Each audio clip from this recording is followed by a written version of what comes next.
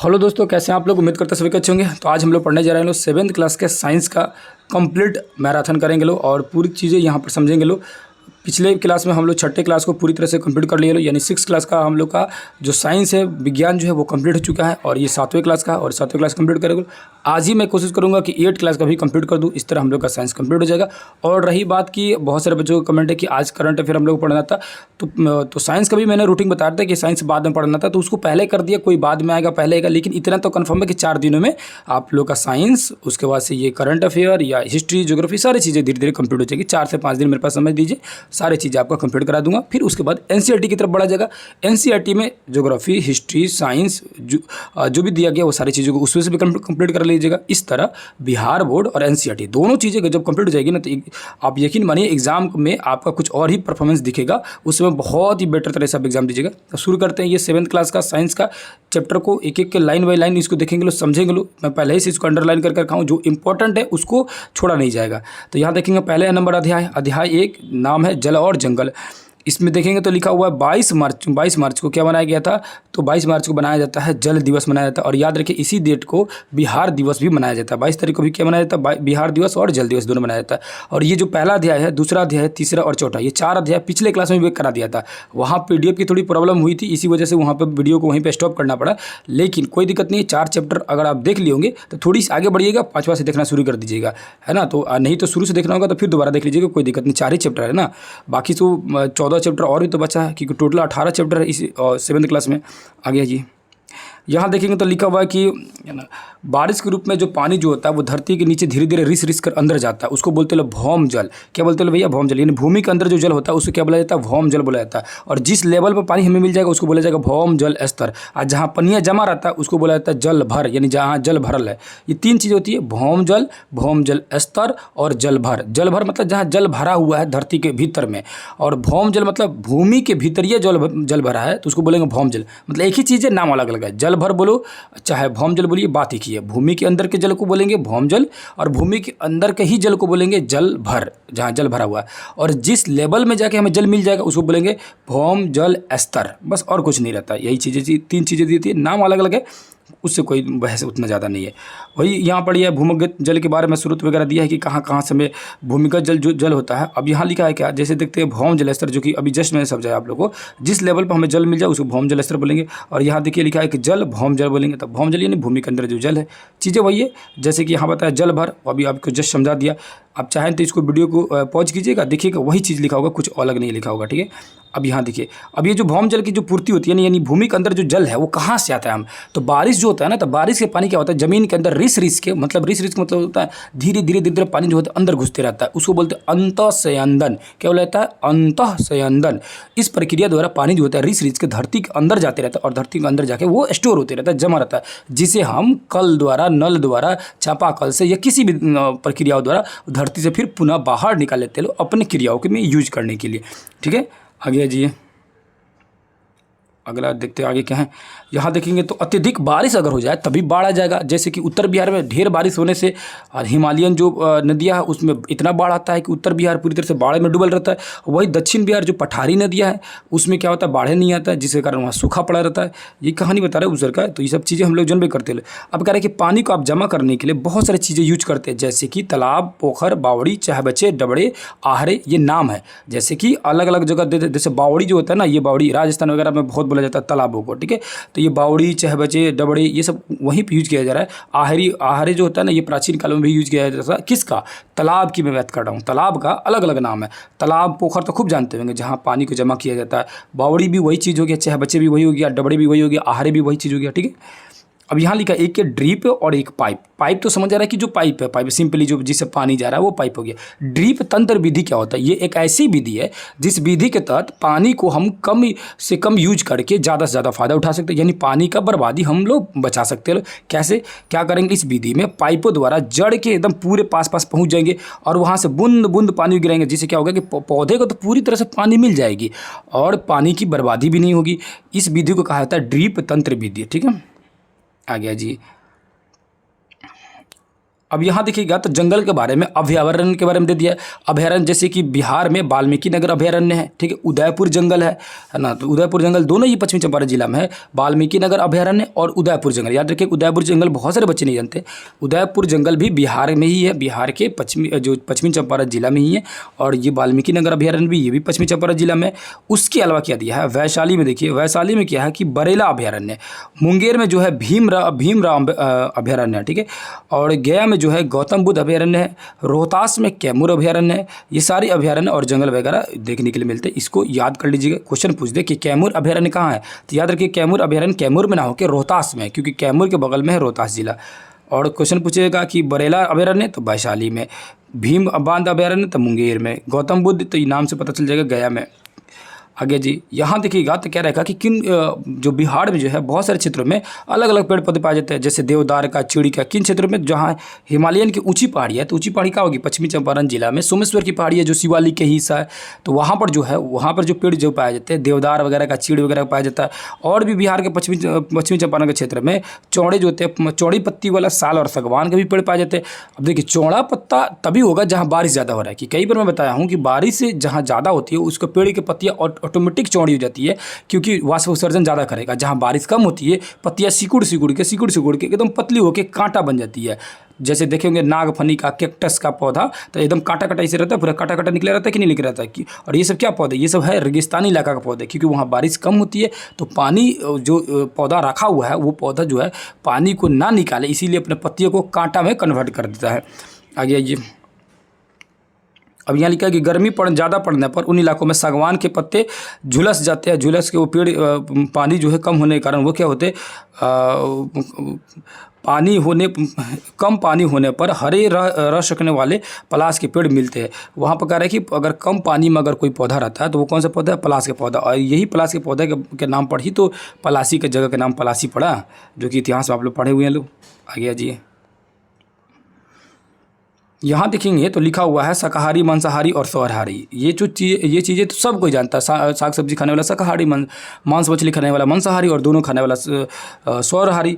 लेकिन यहाँ देखिए ये चीज़ों का इंग्लिश वर्ड भी याद करना, जो कि आप लोग अभी जो पिछले क्लास में मैंने कल के क्लास में जो छठे क्लास का जो भूगोल डाला हूँ मैराथन क्लास का, उसमें आप लोग उसको इंग्लिश नाम याद रखिएगा, क्योंकि वो एग्जाम में उसका इंग्लिश नेम ही पूछ दिया था कि शाकाहारी को इंग्लिश में क्या बोलेंगे, सर्वाहारी को इंग्लिश में क्या पूछेंगे। वो भी जीके में क्वेश्चन पूछ दिया था, अद्भुत दे दिया था। अभी देखिए यहाँ पर दिखा है कि आहार श्रृंखला है ना, या खाद्य श्रृंखला जिसको बोलेंगे, मतलब कौन केकड़ा खाता है। जैसे घास को खाता है, घास को खाता है कौन, कीड़ा को खा जाता है मेढक को खा जाता है सांप, और सांपों का खा जाता है कौन, गरुड़। ठीक है, तो ये एक दूसरे को खाते रहते हैं लोग। जैसे घास को कौन खाएगा, हिरन खा जाएगा बाघ। ठीक है, तो ये एक दूसरे का खाना है, आहार है, इसीलिए इसको बोलते हैं खाद्य श्रृंखला या आहार श्रृंखला, जो भी बोले ये। अब यहाँ क्या सूक्ष्म जीव, जो छोटे छोटे जो जीव होते हैं जिन्हों हम अपने आंखों से नहीं देख सकते, लेकिन सूक्ष्मदर्शी से देखेंगे लोग तो दिखेगा, उसे बोलेंगे लोग सूक्ष्म जीव। अब यहाँ लिखा है ह्यूमस, जो सड़े गले पदार्थ होता है ना, सड़े गले पदार्थ, उन सड़े गले पदार्थों से धरती पर जो सड़े गले पदार्थ है वो धरती को क्या करते हैं, सड़ गल के धरती पर जो उपजाऊपन की मात्रा जो है तो बढ़ाते हैं। ठीक है, उसको कहा जाता है कि ह्यूमस। एक तरह से उसे क्या बढ़ेगा, उपजाऊपन बढ़ेगा, मिट्टी की उर्वरता बढ़ेगी। अब यहाँ लिखा हुआ है क्या कि प्रकाश संश्लेषण क्रिया में ऑक्सीजन बाहर निकलता है, कार्बन डाइऑक्साइड एक्सेप्ट कर लेते हैं पेड़ पौधे। वही चीज़ लिखा है कि पौधे देते ऑक्सीजन, हम लोग उसको यूज कर देते, हम लोग छोड़ देते लोग कार्बन डाइऑक्साइड और उसको यूज कर देता पौधा। यानी हम लोग दोनों एक दूसरे पर डिपेंडेंट है पेड़ पौधे पर। ठीक है, आगे जी ये हो गया आपका चैप्टर कंप्लीट। अब आ जाइए चैप्टर नंबर दूसरे पे आते हैं ना। इसका क्वेश्चन अच्छा जो दिया हुआ है ऑब्जेक्टिव, ये खाली जगह, इसको आप लोग कंप्लीट भरने की कोशिश कीजिएगा, है ना, भरा जाएगा। इसमें अगर दिक्कत होगा तो बताइएगा, उसको भी मैं कंप्लीट करा दूंगा सारे क्वेश्चन आंसर को। हालांकि इसके अलावा एमसीक्यू जो चलाऊंगा तो इस वाले क्वेश्चन से तो कोई फ़ायदा है भी नहीं है, लेकिन एमसीक्यू चलेगा तो बहुत ज़्यादा फायदा होगा। ये तो बच्चा वाला क्वेश्चन दिया वाला है। अब ये दूसरा नंबर चैप्टर का नाम है, क्या नाम है देख लीजिए, जंतु में पोषण। यानी जंतुओं में पोषण देखेंगे कि जंतु का पोषण कैसे होता है। यहाँ देखेंगे एक पक्षी है, इसका नाम है फूल चूस चिड़िया। इसका इसलिए रखे हुए हैं नाम, इसलिए क्योंकि इसको 3 नामों से जाना जाता है। एक तो मरमर पक्षी, एक और नाम इसका हमिंग बर्ड, और दूसरी नाम फूल चूस चिड़िया। हमिंग बर्ड, फूल चूस चिड़िया या मरमर पक्षी। ठीक है, तीनों एक ही का नाम है। जिसका चोचवा होता है बड़का चुकी, और वो क्या करेगा, फल में से चोच घुसा लेगा और चोच से फल को चूसते रहेगा। तो फल को चूस के खाने वाली जो पक्षी है, क्या नाम है उसका, हमिंग बर्ड बोल सकता है, फूल चूस पक्षी बोल सकता है, मरमर पक्षी बोल सकता है, कुछ बोल देगा। ठीक है, आगे आइए, आगे समझते लो। यहाँ देख रहे हैं कि मनुष्य में पाचन क्रिया कैसे कैसे होती है। देखिए मनुष्य में पाचन क्रिया जो होता है ना, मुंह से शुरू होता है और मल द्वार तक कंप्लीट हो जाता है। यानी कि अगर भोजन का पाचन बोलेंगे तो मनुष्य में भोजन का पाचन छोटी आंत में कंप्लीट हो जाती है, लेकिन पानी का जो पाचन होता है वो बड़ी आंत में होता है। याद रखिएगा कि क्वेश्चन दो तरह से पूछेगा, भोजन के पाचन पूर्ण रूप से कहाँ हो जाती है, कंप्लीट या समाप्त। तो भोजन का पाचन हमारे शरीर के अंदर छोटी आंत में पूर्ण रूप से पच जाती है, लेकिन पानी जो होता है और आगे ले जाता है, छोटी आंत के बाद आता है बड़ी आंत, वहाँ ले पहुँचता है, तो वहाँ तक पहुँच के वहाँ जाकर पाचन करता है कौन, तो बड़ी आंत। ठीक है, तो बड़ी आंत पाचन करता है। उसके बाद यहाँ आएंगे तो ये दिखेंगे, तो ये हो गया हम लोग क्या, तो ये हो गया छोटी आंत। ठीक है, क्या हो गया भैया, छोटी आंत हो गया। और ये हो गया हम लोग का बड़ी आंत, क्या हो गया, बड़ी आंत हो गया। ठीक है, ये बड़ी आंत हो गया, है ना। अब यहाँ ये समझने वाली क्या बात है, यहाँ समझने वाली ये बात है कि जो भोजन जो हम लोग ग्रहण करते हैं वो भोजन कहाँ से आता है, तो भोजन हम लोग ग्रहण किए, लो मुंह से इंटर किया, उसके बाद कहाँ गया भोजन, तो उसके बाद भोजन जो है ना कहाँ जाएगा, तो भोजन जाएगा अमाशय के अंदर। अमाशय में जो होता है ना, अमाशय में अब ये टोटली हम लोग का क्या बन गया, ये हो गया हम लोग का, है ना, जो बड़ी आते हैं उसको। अब यहाँ से भोजन यहाँ से एंटर किए, भोजन आया, इसको बोलते हैं ग्रास नली या श्वास नली। भोजन कहाँ आ गया, स्टमक में, स्टमक यानी अमाशय यानी पेट में आ गया। यहाँ मिलेगा HCl, क्या मिलेगा भैया, HCl। और एक और यहाँ ग्रंथि मिलेगा, उस ग्रंथि का नाम है जठर ग्रंथि। क्या नाम भैया, जठर ग्रंथि। क्या नाम है, जठर ग्रंथि। इस जठर ग्रंथि से दो गो रस निकलता है, दो एंजाइम निकलते हैं, एक का नाम है रेनिन और एक का नाम है पेप्सिन। क्या नाम है भैया, रेनिन और पेप्सिन। और ये दोनों क्या करता है, रेनिन क्या करता है, दूध को पचाने का काम करता है। जैसे छोटका बच्चा सन के देखे होंगे, वो दूध पीता है, लो तन के देर में क्या होता है, दही बन जाता है। कैसे देखते हो कि छोटे का बच्चा दूध पीता है, तुरंत भल बोकोड़ देता है, मुंह से निकाल देता है। तो दूधवा पिया लेकिन निकलता है मुँह से, देखिएगा तो दही बन के निकलता है। तो कौन ओकरा पचा दिया, रेनिन पचा दिया। दूध जैसे मुंह में जाएगा, रेनिन उसको पचा के कन्वर्ट कर देता है दही में। और पेप्सिन क्या करता है, पेप्सिन प्रोटीन का पाचन करता है। किससे निकलता है, तो जठर रस से दो एंजाइम निकलते हैं, एक का नाम है रेनिन और दूसरे का नाम है पेप्सिन, याद रखिएगा। ठीक है, अब रह गया कि ये चीज़ें समझ आ गई, उसके अलावा भागिए गया, देखिए और समझाना था, एक ही उसको कट कर दिए। और जो था उसमें क्या है, अब वहाँ से इसको शॉर्टकट बना लेते हैं, है ना। यहाँ जो था ना, यहाँ पर था पेनक्रियाज, जिसको बोलते हैं अग्नाशय। ये इसके अंदर जो होता है तीन तरह के एंजाइम होते हैं, LAT, लाइपेज, एमाइलेज, ट्रिप्सिन। और ये तीनों जो होता है अलग अलग एंजाइम का काम करता है, अलग अलग भोजन को पचाने का काम करता है। ठीक है, जिसमें से ट्रिप्सिन जो होता है वो आपका प्रोटीन के पाचन का काम करने करता है। ठीक है, अब यहाँ जो बताने की कोशिश कर रहा था कि यहाँ एक ग्रंथि रहता है जिसको बोलते हैं हम लोग यकृत, जो कि शरीर की सबसे बड़ी ग्रंथि है। इसके नीचे रहता है एक थैली जिसका नाम है पित्ताशय या पीत की थैली। और ये पीत की थैली जो क्या करता है, ये पीत की थैली इसमें से पित्त रस निकालते रहता है और ये आके मिलते रहता है किसमें, छोटी आंत के यहाँ पर, जहाँ से बड़ी पेट की कहानी खत्म होती है और छोटी आंत शुरू हो जाती है, वहाँ पे आके मिलते रहता है। ठीक है, तो यहाँ जब मिलता है तो यहाँ आके छोटी आंत में जाता है संग संग, और छोटी आंत के अंदर भोजन को और पचाने का काम करता है। और यहाँ HCl जो है ये भी भोजन को पचाने का काम करते हैं, ये सारे पचाने का काम करते हैं भोजन को। अब जो पीत रस है और पीत रस जो ये दोनों जाके मिलता है लो, तो भोजन को आगे जाकर पचाने का काम करता है लो। छोटी आंत को भी तीन भागों में बांटा गया है, DGI, डेडुलम, इजिलम, इलियम और जिजुलम। तो ये अलग अलग बांटा गया है। जब उसको नेक्स्ट क्लास में, जब 9th 10th में जब को पढ़ाऊंगा तो उसमें डिटेल से समझाने की कोशिश करूंगा। आगे जी, अब यह मुख गोही का समझ आ गया, ग्रास नली आपको समझ आ गया, अमाशय समझ आ गया, छोटी आंत समझ आ गया, बड़ी आंत उसके बाद होता है वो समझ आ गया। उसके बाद बड़ी आंत के बाद भोजन पहुंच जाता है मलाशय में, है ना, क्योंकि बड़ी आंत से पहले ही भोजन जो है छोटी आंत में एक अंगुलीनुमा संरचना होती है जो क्या करता है, भोजन को वहाँ से छान लेता है, भोजन में जो पोषक तत्व है उसको रख लेता है, और उसके बाद जो अपशिष्ट पदार्थ है उसको आगे ढकेल देता है कि जो आगे, और आगे कहाँ पहुँच जाता है, वो बड़ी आंत में पहुँच जाता है। बड़ी आंत में पहुँचता है तब ढकेलता है आगे बढ़ने के लिए, तो उसके संग संग पानी की जरूरत पड़ती है, क्योंकि आगे तो जा ही नहीं पाएगा, तब पानी संग संग आ जाता है बड़ी आंत में।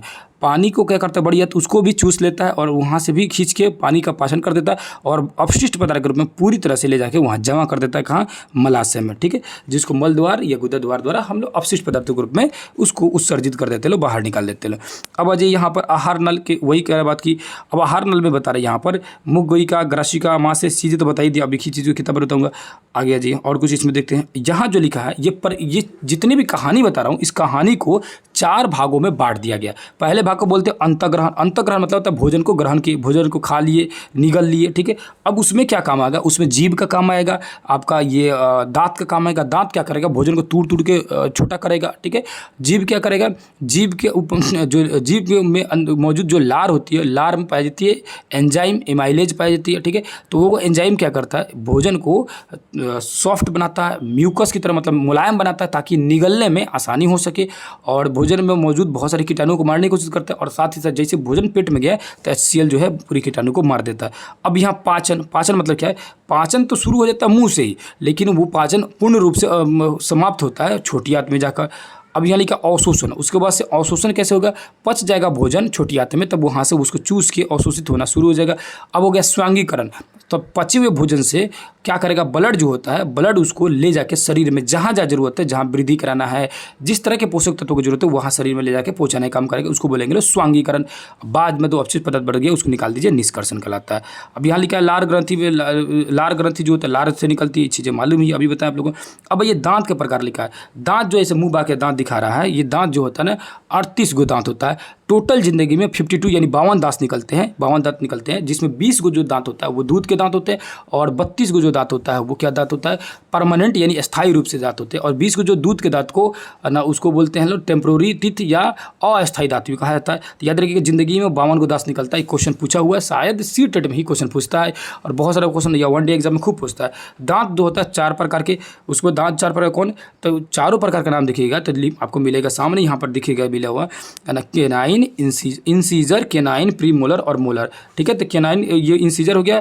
अब इंसीजर देखा जाएगा तो इंसीजर कितना होता है, 4 गो होता है। देखिए उसके बाद ये होता है केनाइन, होता है हम लोग का केनाइन। ठीक है, ऐसे नुकीला जो मांसाहारी जंतु होते हैं ना उनका केनाइन खतरनाक होता है, बड़ा रहता है। देखते होंगे बिलाई का, सियार का, चाहे जानवर शेर बाघ का, उसका बड़ा बड़ा होता है। उसके बाद देखेंगे तो ये आ गया प्री मोलर, 2 गो रहता है, इस साइड में भी 2 गो रहता है, इस साइड में प्री मोलर। उसके बाद आएंगे तो मोलर जो होता है वो 3 गो मोलर रहता है। यहाँ भी देखेंगे मोलर, उसी मोलर को हम लोग बोलते हैं चौह, अपने भाषा में क्या बोलते हैं, लेकिन चौह है। ठीक है, क्या है भैया, तो चौ है, तो यही चौ है। ठीक है आप लोग का है ना। अब इसको ये जो होता है प्री मोलर, लास्ट वाला जो प्री मोलर होता है यानी थर्ड मोलर जो होता है, इसको बोला जाता है अकल का दांत या विजडम टीथ। ठीक है, अकल का दांत ये 18 ईयर के बाद, 18 वर्ष की ज़्यादा उम्र हो जाएगा तब ये आपका निकलेगा। यानी 18 साल के बाद अकल होता है बच्चों में, मैक्सिमम मतलब दांत के हिसाब से देखा जाए तो। ठीक है, तो ये चीज़ें हो गई। अब इसमें और चीज़ें क्या जानना है, और ये चीज़ें जानना है कि जो इंसीजर होता है वो काटने काम करता है, केनाइन जो होता है फाड़ने काम करता है, प्री मोलर जो होता है वो चबाने काम करता है, और जो मोलर जो होता है वो पूरी तरह से चबा के और खाना को मतलब चबा के तोड़ ताड़ देगा। अब दांत जो होता है ना, दांत का 2 भाग में बांटा हुआ देखेंगे तो दांत जो होता है 2 भाग में, ऊपर देखेंगे दूसरा है, नीचे थोड़ा सा दूसरा है।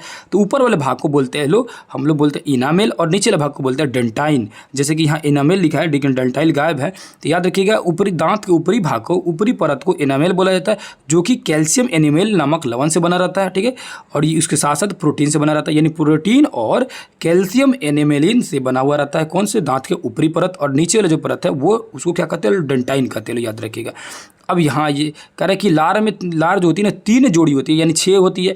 अब ये लार में जो सबसे ज़्यादा प्रचलित है वो है कि एमाइलेज है। क्या भैया, तो एमाइलेज है। ठीक है, एमाइलेज जो है वो लार ग्रंथि से निकलने वाला जो रस है वो बात कही जा रही है। वो क्या करता है, तो भोजन को मुलायम करता है, मंड को ग्लूकोज यानी शर्करा में बदल देता है। ठीक है, मंड मतलब कार्बोहाइड्रेट वाले भोजन को।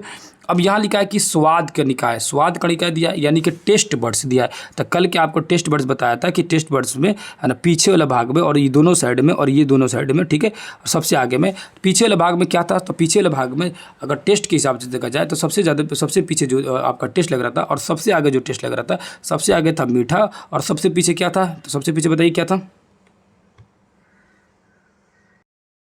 क्या था बताइए, कड़वा था, और आगे में क्या था, मीठा था। और ये दोनों साइड बताइए, अभी तक याद है कि नहीं आप लोगों को, बताइए कौन सा था। ये दोनों साइड में खट्टा था, और ये दोनों साइड बताइए, ये दोनों साइड में नमकीन था।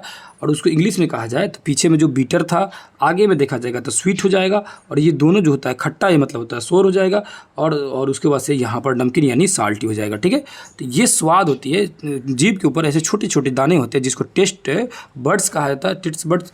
और ये बर्ड्स जो होती है, यहाँ देख सकते हैं लिखा हुआ है टेस्ट बर्ड्स, ये हम लोग को स्वाद का पता बताता है। यानी कि जैसे ये दिख रहा है कि छोटका जो है, छोटिया कैसे चम्मच से पता नहीं कोई चीज़ से खिला रहा है, और पूछ रहा होगा कि बताओ ना तुमको जो स्वाद का पता जीभ के किस भाग पे लगा है, आगे लगा है, पीछे लगा। तो जीभ के अगर आगे स्वाद का पता लगा तो इसका मतलब ये मीठा है, और पीछे स्वाद लगा तो कड़वा है, और वो उसी बाद ये खट्टा रहता तो ये यहाँ पर लगता, और आगे में जो है नमकीन स्वाद का पता चलता है, मतलब आगे से जस्ट पीछे वाला में। समझ आ गया। अब आ गया जी, चीज़ें समझते हैं। यहाँ देखेंगे तो लिखा हुआ है कि भोजन नली या ग्रासिका। भोजन नली तो समझ जाएगा खाना निकलने से लेकर खाना का पाचन तक की जो नली है उसको बोलेंगे ग्रासिका या नली। अब यहाँ देखिएगा तो लिखा इपीग्लोटिस कहते हैं। अब ये बहुत शानदार चीज़ है। यहाँ देखिए हम लोग क्या होता है एक्चुअली में, इसको समझिए, ये जो भोजन की जो नली होती है, ये मुख्य नली होती है, ये नीचे है। यहाँ जो होता है ना एक्चुअली में जाके नीचे जाके ऐसे 2 भागों में बटा हुआ रहता है। 2 भागों में क्या बटा रहता है, 2 भागों में। एक जो होता है इसको एक को बोलते हैं, एक जो जाता है वो श्वास नली की तरफ बढ़ जाता है, मैंने फेफड़ा की तरफ, और एक जो रहता है आपका अमाशय की तरफ बढ़ जाता है, जिसको हम लोग बोलते हैं आहार नाल। तो ये एक ही नाल आता है, ठीक है, और ये एक ही नली आगे जाके दो हो जाता है। अब होता क्या, बीच में एक वाल टाइप का लगा रहता है। ये वाल क्या करता है, जब आप सांस लेते हैं तो करेगा क्या, ये वाल इधर ढक लेगा और सांस की तरफ आने देगा। और जब आप क्या कीजिएगा कि अब जब आप खाना खाइएगा तो इसको इधर ढक देगा और खाना इधर जाने देगा। कभी कभी क्या होता है कि आदमी हड़बड़ खाता है और गड़बड़ गड़बड़ बोलते रहता है, उसमें क्या होता है कि इपिग्लोटिस वाल को कन्फ्यूजिया जाता है कि केने ढके केने खोल के रखे। बस कभी से गलती से क्या होता है कि भोजन जो है जाना चाहिए अमाशय वाली नली में, यानी कि आहार नली में जाना चाहिए, वो चला गया श्वास नली में, और श्वास नली में पहुंच गया फेफड़ा के पास। फेफड़ा देखा भाई साहब ये तो हवा चाहिए था हमको, ये कहाँ से आ गया, वापस उसको फेंकता है और इतना तेज फेंकता है कि आपको एकदम छींक आती है। और कभी कभी तो इतना ज़्यादा छींक आता है कि नाक मुंह में सब में से आप लोग खाना निकाल देते हैं बाहर, है कि नहीं, पानी वानी चावल निकाल देते हैं। क्यों, क्योंकि वो हबड़ा खा रहे होगा। मोस्टली देखिएगा हबड़ा के जब खाइएगा तो क्या होगा कि आपका छींक आना ही है, ज़बरदस्त छींक आएगा, पूरे सड़क जगह भयानक से, जिसको बोलते हैं कि सड़क गया आगे जी। अब अमाशय यानी कि पेट की जो बात कर रहा है उसी आंतरिक जो परतें जो होती है, जो उसको क्या बोलते हैं, आंतरिक भाग के पाचन रस जो होता है उसको सेलेस्मा तथा हाइड्रोक्लोरिक अम्ल स्रावित होता है। यानी आंतरिक भाग की जो परत होती है उसमें सेलेस्मा और हाइड्रोक्लोरिक के अम्ल स्रावित होती है। हाइड्रोक्लोरिक अम्ल क्या करती है, हाइड्रोक्लोरिक अम्ल करेगी भोजन में से जो कीटाणु उसको नष्ट करने का, और सेलेस्मा क्या करती है, आंतरिक परतों को सुरक्षा देने का प्रदान करती है ना। तो HCl ऐसे भी अम्ल है तो क्या करेगा, भोजन में जो भी मौजूद कीटाणु है उसको नष्ट करने की काम करेगा, ठीक है। अब यहाँ लिखा है कि आगे देखेंगे तो पाचन रस जो होता है भोजन में प्रोटीन को अमीनो अम्ल में बदलता है। बस इतने ही याद रखिए, है ना। जो प्रोटीन जो होता है किस में कन्वर्ट होता है, तो प्रोटीन जो होता है कन्वर्ट अमीनो अम्ल में। आगे जी यहाँ लिखा है छोटी आंत। छोटी आंत की लंबाई याद रखिएगा 6 से 7 मीटर लंबी होती है, और ये यकृत से, अग्नाशय से, ये सब चीज़ से दीवारों से सटी रहती है, जुड़ी हुई रहती है। अब लीवर जो होता है ना शरीर की सबसे बड़ी ग्रंथि है, याद रखिएगा, इसमें पित्त रस रहता है और ये क्या होता है, सबसे बड़ी ग्रंथि है। बस इतना याद रखिए, काफ़ी हो जाएगा। अग्नाशय यानी पेनक्रियाज, जो कि अमाशय के बगल में था, अग्नाशय है ना, अग्नाशय है ना, याद रखिए अंग्राशय मतलब पेनक्रियाज जो बगल में रहता है और इससे निकलता है, बहुत सारे रस निकलते कर। अग्नाशय से हल्के पीले रंग के पत्ती के आकार वाली ग्रंथि होती है, जिसे अमाशय से ठीक नीचे स्थित होती है। मतलब अग्नाशय जो होता है हल्का कलर का बगल में सटा रहता है अमाशय से। उसके बाद देखेंगे छोटी आंत की दीवार है, यहाँ देखेंगे तो यही चीज़ मैं बता रहा था, दीर्घरुम है ना, दीर्घरुम बना रहता है। यानी दीर्घरुम जो होता है अंगुली नुमा संरचना, यानी अंगुली नुमा एक संरचना बनी थी दीर्घरुम। ये क्या करता है, भोजन को अवशोषित कर और वही अवशोषित करके जो पौष्टिक आहार है उसको भेज देगा रक्त में, और जो अपशिष्ट रूप में उसको बाहर निकाल के आगे पहुँचा देगा, ठीक है। अब आजिए इसी प्रक्रिया को जैसे स्वांगीकरण कहा गया, खींचने का अवशोषण और खींच के और पूरे रक्त को देकर पूरे शरीर में भेजाना, स्वांगीकरण। अब यहाँ कह रहा है कि ग्लूकोज का जो विघटन होता है ऑक्सीजन की सहायता से कार्बन डाइऑक्साइड और जल में भी होता है और इससे ऊर्जा भी मिलता है, ठीक है। तो यानी ग्लूकोज जो होता है टूट के चेंज होते रहता है कार्बन डाइऑक्साइड में, ऊर्जा में। अब यहाँ आएंगे तो कह रहा है बड़ी आंत की जो लंबाई है वो 1.5 मीटर है। क्या भैया, तो 1.5 मीटर बड़ी आंत की लंबाई। नीचे आइए, इस साइड में देखिएगा तो घास में सेल्यूलोज की प्रचुर मात्रा पाई जाती है। घास जो होता है ना एक्चुअली में सेल्यूलोज से ही बना रहता है, या सेल्यूलोज ही पाया जाता है। अब ये जो सेल्यूलोज जो होता है ये एक प्रकार कार्बोहाइड्रेट है, और कार्बोहाइड्रेट बहुत ज़्यादा से मात्रा जो है हम लोग को नहीं पच सकता है, क्योंकि हम लोगों में सेल्यूलोज की पचाने की शक्ति नहीं है ना। जानवरों में लेकिन होती है, जो जुगाली करने वाले जानवर है ना, गाय भैंस जो भी जानवर है जो साग सब्जियाँ खाते हैं या शाकाहारी, तो वो जो जानवर होते हैं वो क्या करते हैं, ये सेल्यूलोज को निगल लेते हैं, और निगलने के बाद अपने स्टमक के जो सबसे बड़ा भाग है जिसका नाम है रूमेन, किधर गया रूमेन, जिसे रूमेन कहते हैं, और इस रूमेन में रख लेते हैं। बाद में इसे क्या करते हैं, निकाल के वापस और निकाल के मुंह में पाकुर चलाते रहते हैं, जिसकी बोलते हैं जुगाली करते हैं, ठीक है। आगे जी अमाशय के बाद अपना जो भोजन जो होता है क्या पहुंच जाता है, छोटी आंत में पहुंच जाता है, उसके बाद बड़ी आंत में जाएगा। अब ये कह रहा है कि छोटी आंत में जो एक थैलीनुमा संरचना होती है जिसे अंधनाल भी कहा जाता है। यानी छोटी आंत में क्या होता है, एक थैलीनुमा संरचना होती है जिसे अंधनाल कहा जाता है। आगे आइए, यहाँ लिखा है कि अमीबा क्या है, एक कोशिकीय जीव है। तो याद रखिएगा अमीबा एक कोशिकीय जीव है, और ये अपने भोजन को अंतःग्रहण और पाचन का तरीका अत्यंत रोचक है। अत्यंत रोचक कैसे, क्या इसको भोजन कैसे करता है, इसके पास अपना कोई पैर होता नहीं है, ये कृत्रिम पैर से चलता है, जिसको पादाप बोला जाता है, पादाप, ठीक है। ये मान के चलिए यहाँ भोजन है और यहाँ ये अमीबा है, इसको भोजन करेगा तो क्या करेगा, ये घिसियाती आके भोजनों के ऊपर बढ़ जाएगा और अपने अंदर समा लेगा, ठीक है। इस तरह ये भोजन ग्रहण करता है। अमीबा हो गया, बहुत सारे सूक्ष्म जीव हो गया, कवक हो गया, ये सब इसी तरह भोजन प्राप्त करते हैं। आगे आइए, अब ये हो गया चैप्टर कंप्लीट। आते हैं तीसरे चैप्टर पर, तीसरे चैप्टर को देखने की कोशिश करते हैं। किधर गए भैया, आ जाइए। थोड़ी सी समय लग रहा है लेकिन चीज़ें बेहतर समझाऊंगा, ठीक है। कल जो था थोड़ा सा बिजी था, किसी और थोड़ा कुछ घर पे फंक्शन वगैरह पड़ा हुआ था, है ना, तो इसी वजह से थोड़ी सी बिजी था। इसी वजह से ना दोस्त की मेरी एक्चुअली में क्या था कि बगल में दोस्त की मेरी शादी थी, और सोचा था कि नहीं जाएगा लेकिन जाना ही पड़ा, है ना। मतलब पहले ही जाना पड़ा, लेट से थोड़ा जाता तो और बेहतर, कल ही कंप्लीट कर दिया रहता। कोई दिक्कत नहीं, आज हो जाएगा कंप्लीट, है ना, कोशिश करूँगा आज कंप्लीट कर देने के लिए। अब ये अध्याय 3 यानी ऊष्मा, ऊष्मा के बारे में समझते हैं। ऊष्मा यानी गर्मी, तापमान, जो भी चीज़ें हैं, ठीक है। अब यहाँ देखेंगे तो दो तरह के ऊष्मा नापने वाला, एक तो हम लोग को शरीर का ताप नापने वाला है, और एक जो है लैब में जो भी चीज़ें रहती है उसकी गर्मी को नापने वाला होती है। तो जो लैब में जो रहता है नापने वाला उसको बोलते हैं डॉक्टरी, उसको बोलते हैं लोग प्रयोगशाला थर्मामीटर। और जो हम लोग को नापने के लिए यानी हमारे शरीर का जो तापमान नापने वाला रहता है उसको बोलते हैं लोग डॉक्टरी थर्मामीटर। डॉक्टरी जो थर्मामीटर होता है उसमें आप देखे होंगे, उसमें जो मान रहता है, जो लिखा रहता है वो 35 डिग्री सेल्सियस से लेकर 42 डिग्री सेल्सियस तक अंकित रहता है, यानी उसमें जो डाटा लिखा रहता है। और फ़ारेनहाइट में देखा जाएगा, फ़ारेनहाइट में तो 94 डिग्री फ़ारेनहाइट से लेकर 108 डिग्री फ़ारेनहाइट तक रहता है। याद रखिए फ़ारेनहाइट और सेल्सियस दोनों का अलग अलग डाटा होता है। मतलब वही जो थर्मामीटर को एक तरफ, जो थर्मामीटर ऐसे बना रहता है उसको एक तरफ घुमाइएगा तो सेल्सियस दिखेगा और दूसरी तरफ घुमाइएगा तो फ़ारेनहाइट दोनों दिखेगा, यानी दोनों चीज़ें उसमें अंकित रहता है। जिस तरह से देखना है आप देख सकते हैं। इसका मतलब क्या हुआ कि 35 degree Fahrenheit is equal to क्या हुआ, 35 degree Celsius is equal to 35 degree Celsius is equal to क्या हो गया 94 डिग्री फ़ारेनहाइट। और 42 degree Celsius is equal to कितना हुआ 108 डिग्री फ़ारेनहाइट हुआ, ठीक है। सेल्सियस को फ़ारेनहाइट बदलने का। शरीर का एक्चुअली में तापमान कितना होता है तो 37 डिग्री सेल्सियस होता है, या फ़ारेनहाइट बोला जाएगा तो 98.6 फ़ारेनहाइट होता है। वही चीज़ हो गया 37 डिग्री और 98.6 फ़ारेनहाइट। अब ये प्रयोगशाला जो लैब होता है इसमें जो मान होता है 10 से 110 डिग्री सेल्सियस होता है, क्योंकि इनको जो है ज़्यादा तापमान मापने की जरूरत होती है। बड़े बड़े तापमान को जांच करना है कि कितना टेम्परेचर रहता है, 10 से 110 डिग्री सेल्सियस रहता है ना। सेल्सियस में बात कर रहा हूँ, समझ रहे ना। आगे जी कह रहा है कि ऊष्मा जो होता है ना, गर्मी, वो सदैव क्या होता है, ऊष्मा जो होता है सदैव गर्म वस्तु से ठंडी वस्तु की ओर प्रभावित होती है। याद रखिएगा, है ना। ऊष्मा उच्च ताप वाली वस्तुओं से निम्न ताप वाली वस्तुओं की तरफ बढ़ती है। तो ऊष्मा जो होती है वो सदैव गर्मी से ठंडी की तरफ बढ़ती है और उच्च ताप वाली से निम्न ताप वाली की तरफ बढ़ती है।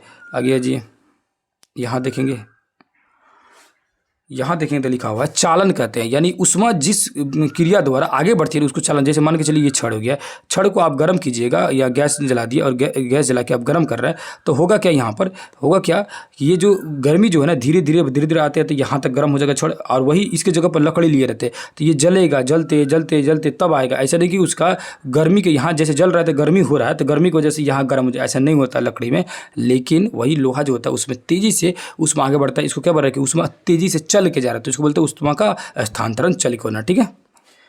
आगे जी यहाँ लिखा है चालन है, ऊष्मा का चालन, ठीक है। अब यहाँ ऊष्मा का चालक है, कुचालक है, यानी कि जिसमें ऊष्मा जो है तेजी से प्रवाहित होता है उसको बोलेंगे ऊष्मा का ये चालक है, और जिसमें ऊष्मा प्रवाहित नहीं तो उसको बोलेंगे ऊष्मा का कुचालक है, या उसी को ऊष्मा रोधी भी कहा जाता है।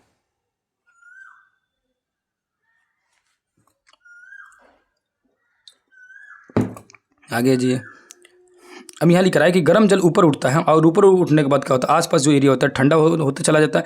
यानी गर्म जल ऊपर भागेगा तो बगल वाली जो ठंडी जल है वो आने लगेगी, तो इससे क्या होगा एरिया में ठंडी हवा थोड़ा चलने लगेगी, या हवा चलने की तो ऑटोमेटिक ठंडा लगने लगेगा।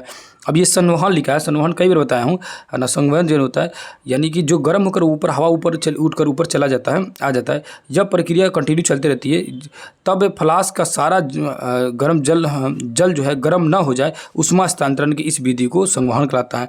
यानी कि जो पानी गर्म होकर ऊपर जाता है फिर वापस वो पुनः नीचे आ जाता है।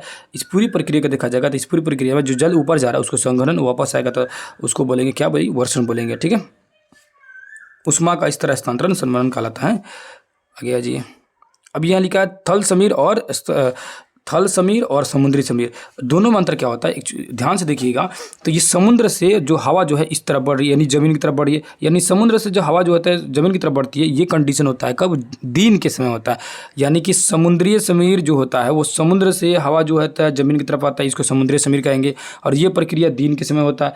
वही ठीक इसके उल्टा होता है रात के समय में, ज़मीन से की तरफ से जो हवा जो होती है वो किधर जाती है, समुद्र की तरफ जाती है। यानी स्थल से समुद्र की तरफ हवाएं कब चलती है, रात में चलती है, तो इसको बोलते हैं लोग स्थलीय समीर। यानी स्थलीय समीर रात में चलेगा, जलीय समीर जो होता है यानी समुद्री समीर दिन में चलेगा। यहाँ जी यहाँ लिखा है विकिरण, मतलब अभी जैसे बोले कि छड़ जो होता है ना गर्म हो जाता है, कैसे चालन विधि से यानी चलते चलते गर्म हो गया। लेकिन विकिरण किसे बोलेंगे, तो विकिरण का मतलब क्या होता है कि धरती पर जब सूरज की रोशनी पड़ती है तो धरती पूरा जो होता है गर्म हो गया, ऊष्मा देने लगता है, गर्म हवा छोड़ने लगता है, जिससे पूरी एरिया गर्म हो जाती है। जैसे ठीक कोयला लकड़ी वगैरह ये जला रहे हैं, आग जलाए हुए हैं तो आग के आपस बैठे हुए हैं तो क्या हो रहा है, आग की वजह से आसपास एरिया जो है गर्म होने लगी है, ठीक है। मतलब दूर तक आपको आगे का ताप मिल रहा है, जहाँ तक मतलब उसका ताप पावर रहेगा उतना दूर तक ताप मिल रहा है। ये क्या है, विसरण है, यानी विसरण मतलब होता है पसर रहा है, तो गर्मी पसरता है, इसको बोलते हैं विसरण, ठीक है। है ना। उसी तरह हम लोग का पृथ्वी गर्म होता है, कभी कोई क्वेश्चन पूछता है पृथ्वी जो गर्म होता है निम्न किस विधि द्वारा, तो विसरण विधि द्वारा।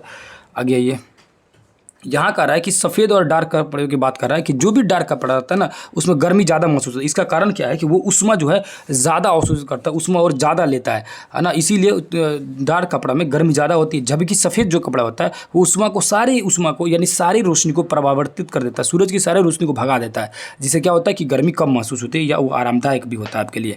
अब ये छोटे चैप्टर नंबर 4 इसको देखेंगे। इसका नाम है गति एवं समय। गति और समय देखेंगे तो यहाँ लिखा है मंद गति और तीव्र गति, यानी धीरे धीरे चलना है कछुआ की तरह मंद गति कहलाएगा, और तेज चलना क्या कहलाता है, तीव्र गति कहलाता है। ठीक है ना, तो याद रखिएगा मंद गति और तीव्र गति दोनों को समझिएगा।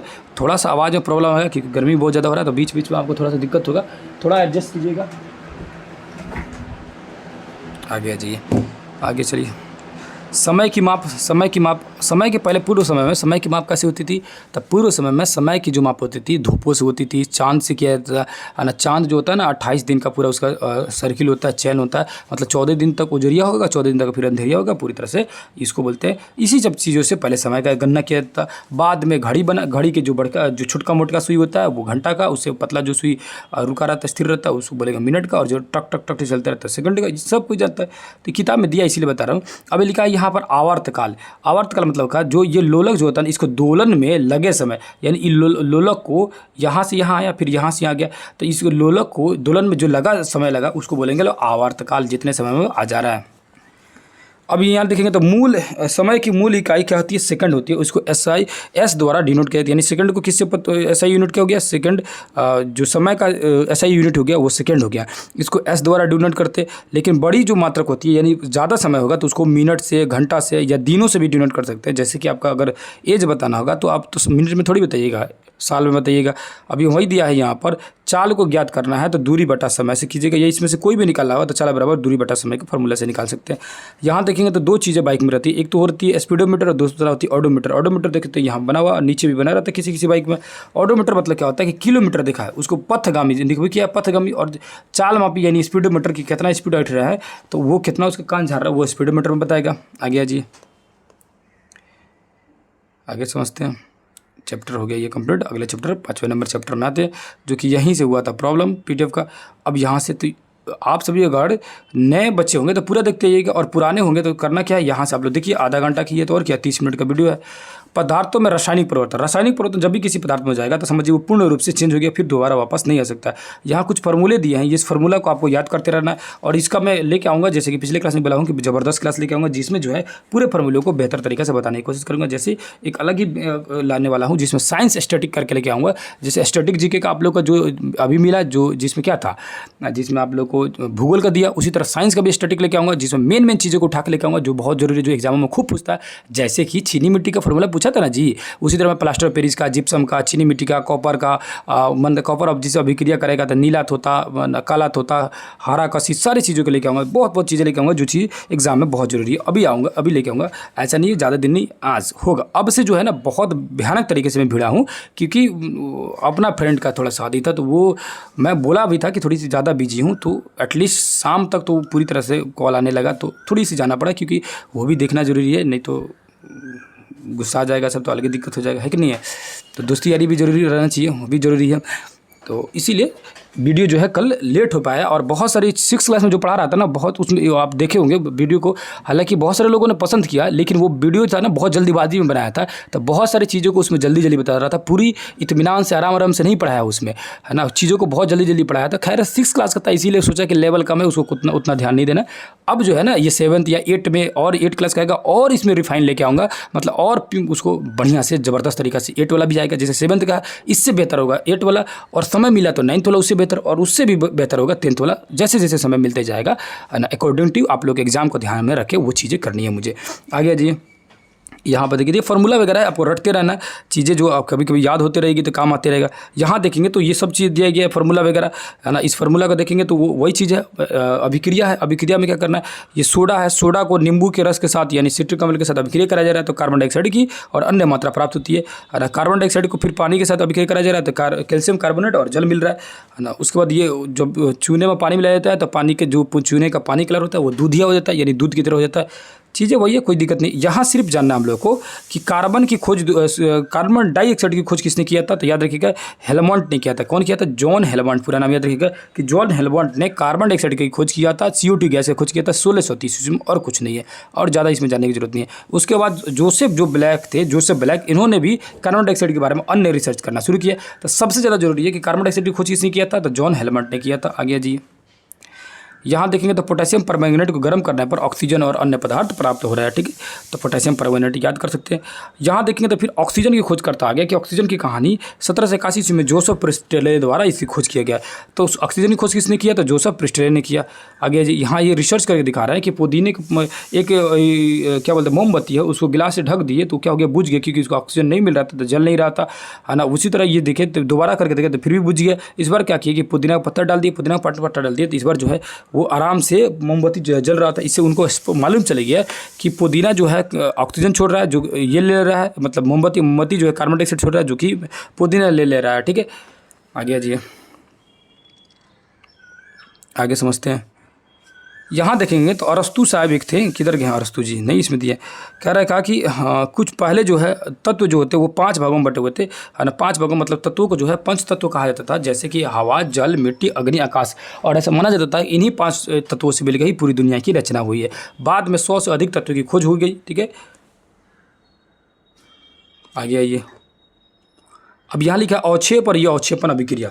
होता क्या है, जब किसी अभिक्रिया के बाद जो पदार्थ वहाँ पर मिलता है, हमें नया पदार्थ जो मिलता है, उसके साथ साथ एक और फ्री में पदार्थ प्राप्त हो जाता है, यानी जिसकी हमें जरूरत नहीं होती है। यानी मान के चलिए अभिक्रिया करने के बाद 2 पदार्थ हमें मिला, तो 2 पदार्थ में एक आपके लिए जरूरी है, उसको आप अपने यूज में ले लिए, लेकिन दूसरा का जो है बिना मतलब का है, तो उसको बोलेंगे, वो जो बिना मतलब का है उसको बोलेंगे अवक्षेप, और इस अभिक्रिया को बोलते हैं अवक्षेपण अभिक्रिया। आगे जी, यहाँ लिखा रासायनिक अभिक्रिया मतलब जो या 2 से अधिक पदार्थ आपस में मिलती हैं और इस क्रिया का फलस्वरूप इसको रासायनिक अभिक्रिया कहते हैं। अब ये कि लिख रहा है रासायनिक अभिक्रिया। रासायनिक अभिक्रिया है, जलने के बाद कोई भी चीज़ वापस नहीं आती तो उस तरह से उसको कहा जाएगा, तो क्या हो जाएगा, रासायनिक अभिक्रिया कहा जाएगा उसको। अब यहाँ लिख रहा है कि जंग लगने के लिए वाष्प यानी कि पानी की बहुत ज़रूरत होती है। देखिए, जब भी पेड़ पौधे में जंग लगता है, वो जंग क्यों लगता है, तो वो जंग लगता है नमी के कारण। नमी मौजूद जो रहती है, क्या बोलते हैं उसको, हवा में, तो वो धीरे धीरे लोहे को ऑक्साइड करते रहते हैं, यानी फेरस ऑक्साइड की परत जमाती जाती है, जिससे क्या होता है कि उसमें जंग लगना शुरू होती है। खासकर जो समुद्री इलाका होता है वहाँ पर तो और जंग पकड़ेगा, क्योंकि होता क्या है, समुद्री तट के पास में नमी वाला पानी ज़्यादा होता है, जिससे जंग लगने की खतरा ज़्यादा बढ़ जाती है, ठीक है, याद रखिएगा। आ गया जी। अब इससे बचने के लिए एक उपाय किया जाता है, जिसमें क्या किया जाता है, उस उपाय कहा जाता है गैल्वेनाइजेशन।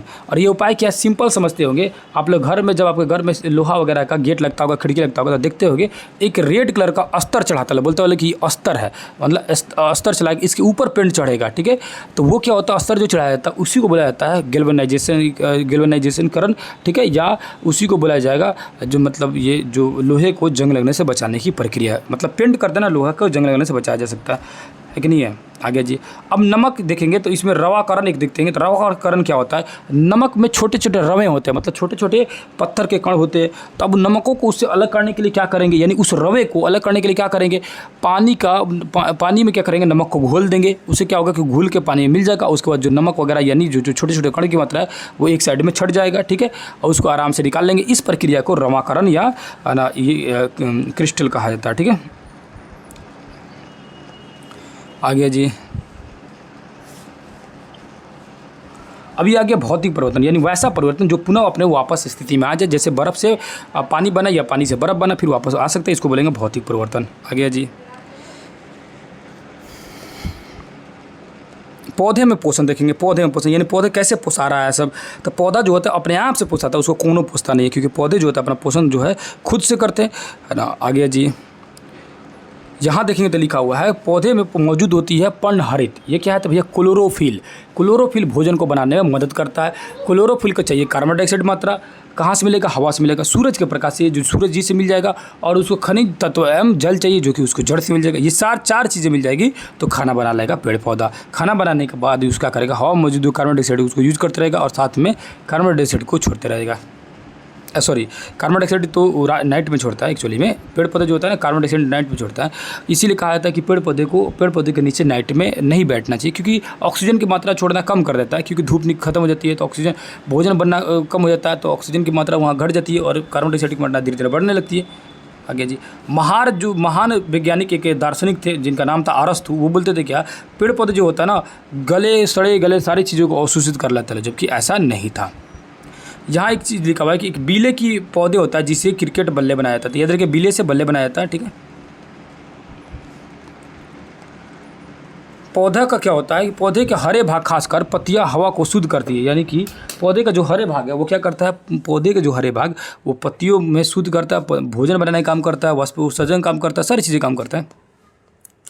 यहाँ कार्बन डाइऑक्साइड जो है जल के साथ अभिक्रिया कर रहा है, यानी कार्बन डाइऑक्साइड और जल ये और सूरज के प्रकाश की रोशनी क्लोरोफिल चारों चीज़ें मिल गया, अब हो गया पेड़ पौधे में अभिक्रिया। तो क्या बन गया भैया, C6H12O6 बन गया, और उस साथ साथ में क्या बन गया, O2 ना साथ में आ गया, ठीक है। C6H12O6 जो होता है ये ग्लूकोज होता है, लो ग्लूकोज जिसको कहा जाता है। आ गया जी, शाकाहारी मांसाहारी समझ आ गया होगा।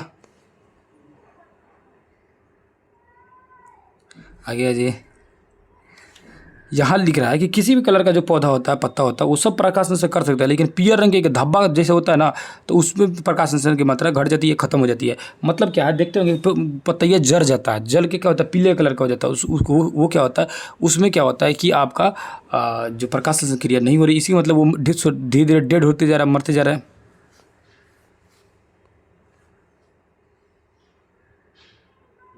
आ गया जी, अब सूक्ष्म जीव को समझेंगे, यहाँ समझेंगे। यहाँ लिखा है कि विषमपोषी, ये क्या है, तो भैया अमरबेल के एक पौधा होता है, अमरबेल का पौधा, और ये अमरबेल का जो पौधा होता है ये क्या करता है, अपना खुद भोजन बनाता नहीं है, ये दूसरे किसी का भोजन जो बनाया रहता है ना उसके ऊपर जाकर चढ़ के बैठ जाता है और वहाँ से भोजन प्राप्त करने लगता है। इसको बोलते हैं, इस प्रक्रिया को बोलते हैं कि विषमपोषी वाला प्रक्रिया बोलते हैं। क्या बोलते हैं भैया, इस तरह का पोषण विषमपोषी पोषण कहलाता है। और जो इस तरह का पोषण कर रहा है उसको बोलेंगे परजीवी, ठीक है। और सिंपली बात होगी, जो पौधा जो है भोजन दे रहा है उसको, डरे दे रहा है या रंगदारी से दे रहा है, उसको बोलेंगे परपोषी, यानी पोष रहा है इसको, पराये को भी, ठीक है। आ गया जी, अब कह रहा है कि परजीवी वैसे जीव जो होते हैं वो अपना पूरा जो आंशिक जीवन चक्र किसी एक स्थान से दूसरे स्थान तक बिताने में सीधे अपना भोजन उससे प्राप्त करते हैं। मतलब वो उनको परजीवी जितना भी जीव रहता है वो अमीबा की तरह भोजन अपना डायरेक्ट प्राप्त कर लेते हैं शरीर से।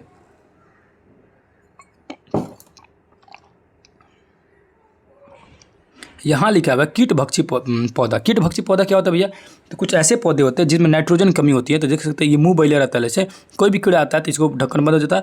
इस कीटभक्षी पौधा का नाम देखेंगे तो विन सप्लाई और ट्रेट सैंडयू और घट पड़नी पौधा भी याद रखेगा, जो काफ़ी फेमस है, कई बार पूछता है। मृतोपजीवी किसे बोलेंगे, वैसा पौधा या वैसा पौधे का भाग या जो मरे हुए जीव जंतु को ये सड़े गले पदार्थों से अपना पोषण प्राप्त करते हैं, ठीक है। जैसे कुकुरमुत्ता हो गया, ठीक है, ये सब चीज़ क्या होता है, मृतोपजीवी कहलाते हैं लोग।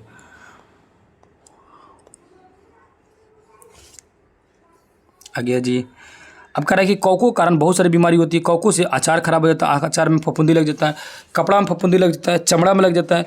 ये सारी चीज़ें क्या होती है, ये कौकों के कारण बहुत सारी चीज़ें बर्बाद होती है। कौकों कारण क्या होता है, कौकों से क्या होता है कि धीरे धीरे ये सारी चीज़ें खराब होने लगता है। जैसे आप देखोगे रोटी उपी वगैरह पर भूरी लग जाता है, अचारों भूरी लग जाता है, कपड़ा पर भी लग जाता है, ठीक है। उसी तरह कवक से शरीर में भी प्रॉब्लम शुरू हो जाती है, जैसे खुजली, दाग, नसीली, मनुष्य, बहुत सारी चीज़ें आपको प्रॉब्लम होना शुरू हो जाती है, ठीक है। उसके बाद से आलू में क्या होता है, झुलसा रोग हो जाता है, यानी आलू झुलस जाता है। धान की पत्तियाँ क्या होती है, चित्तीदार हो जाती है, ठीक है। ये सारी चीज़ें प्रॉब्लम होना शुरू होती है ना, ये कवकों के कारण। लेकिन कुछ कवक जो होते हैं हमारे लिए काम का लायक भी होता है। जैसे आप लोग ये क्या बोलते हैं उसको, पुआ जो होता है बनता है तो उसको मैदा को फैला कर छोड़ दिया जाता है, तो सुबह तक क्या होता है उसमें कुछ कवक लग जाता है, जिसके कारण वो सॉफ्ट हो जाता है, आसानी से उसको बनाने में आसानी रहता है।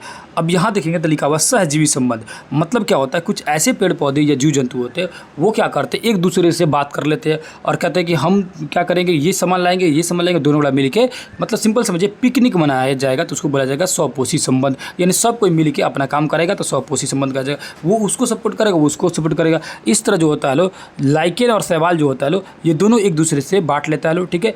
और बांट के पूरी तरह से पूर्ण प्रक्रिया भोजन बनाने की प्रक्रिया प्राप्त कर लेता है। इसको सहजीवी संबंध कहा जाता है। आ गया जी, चैप्टर हो गया कंप्लीट। आ गया थे अगले चैप्टर में।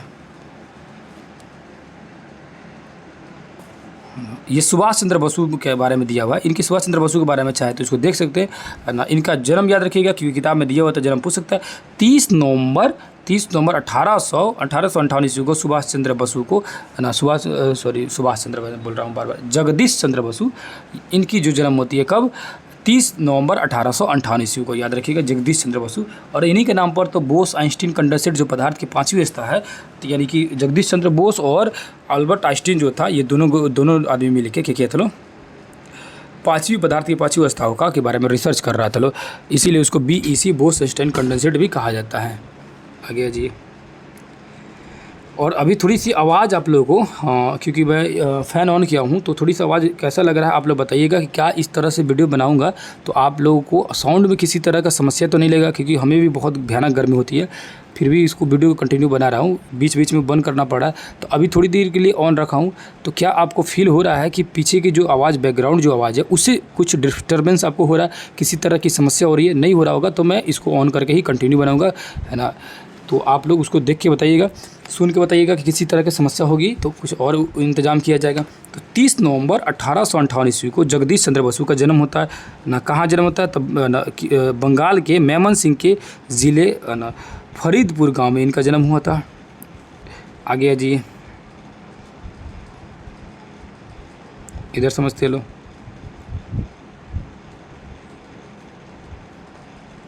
अब देखेंगे लोग तो हवा, आंधी और तूफान के बारे में समझ लो। अगला चैप्टर हवा, आंधी और तूफान।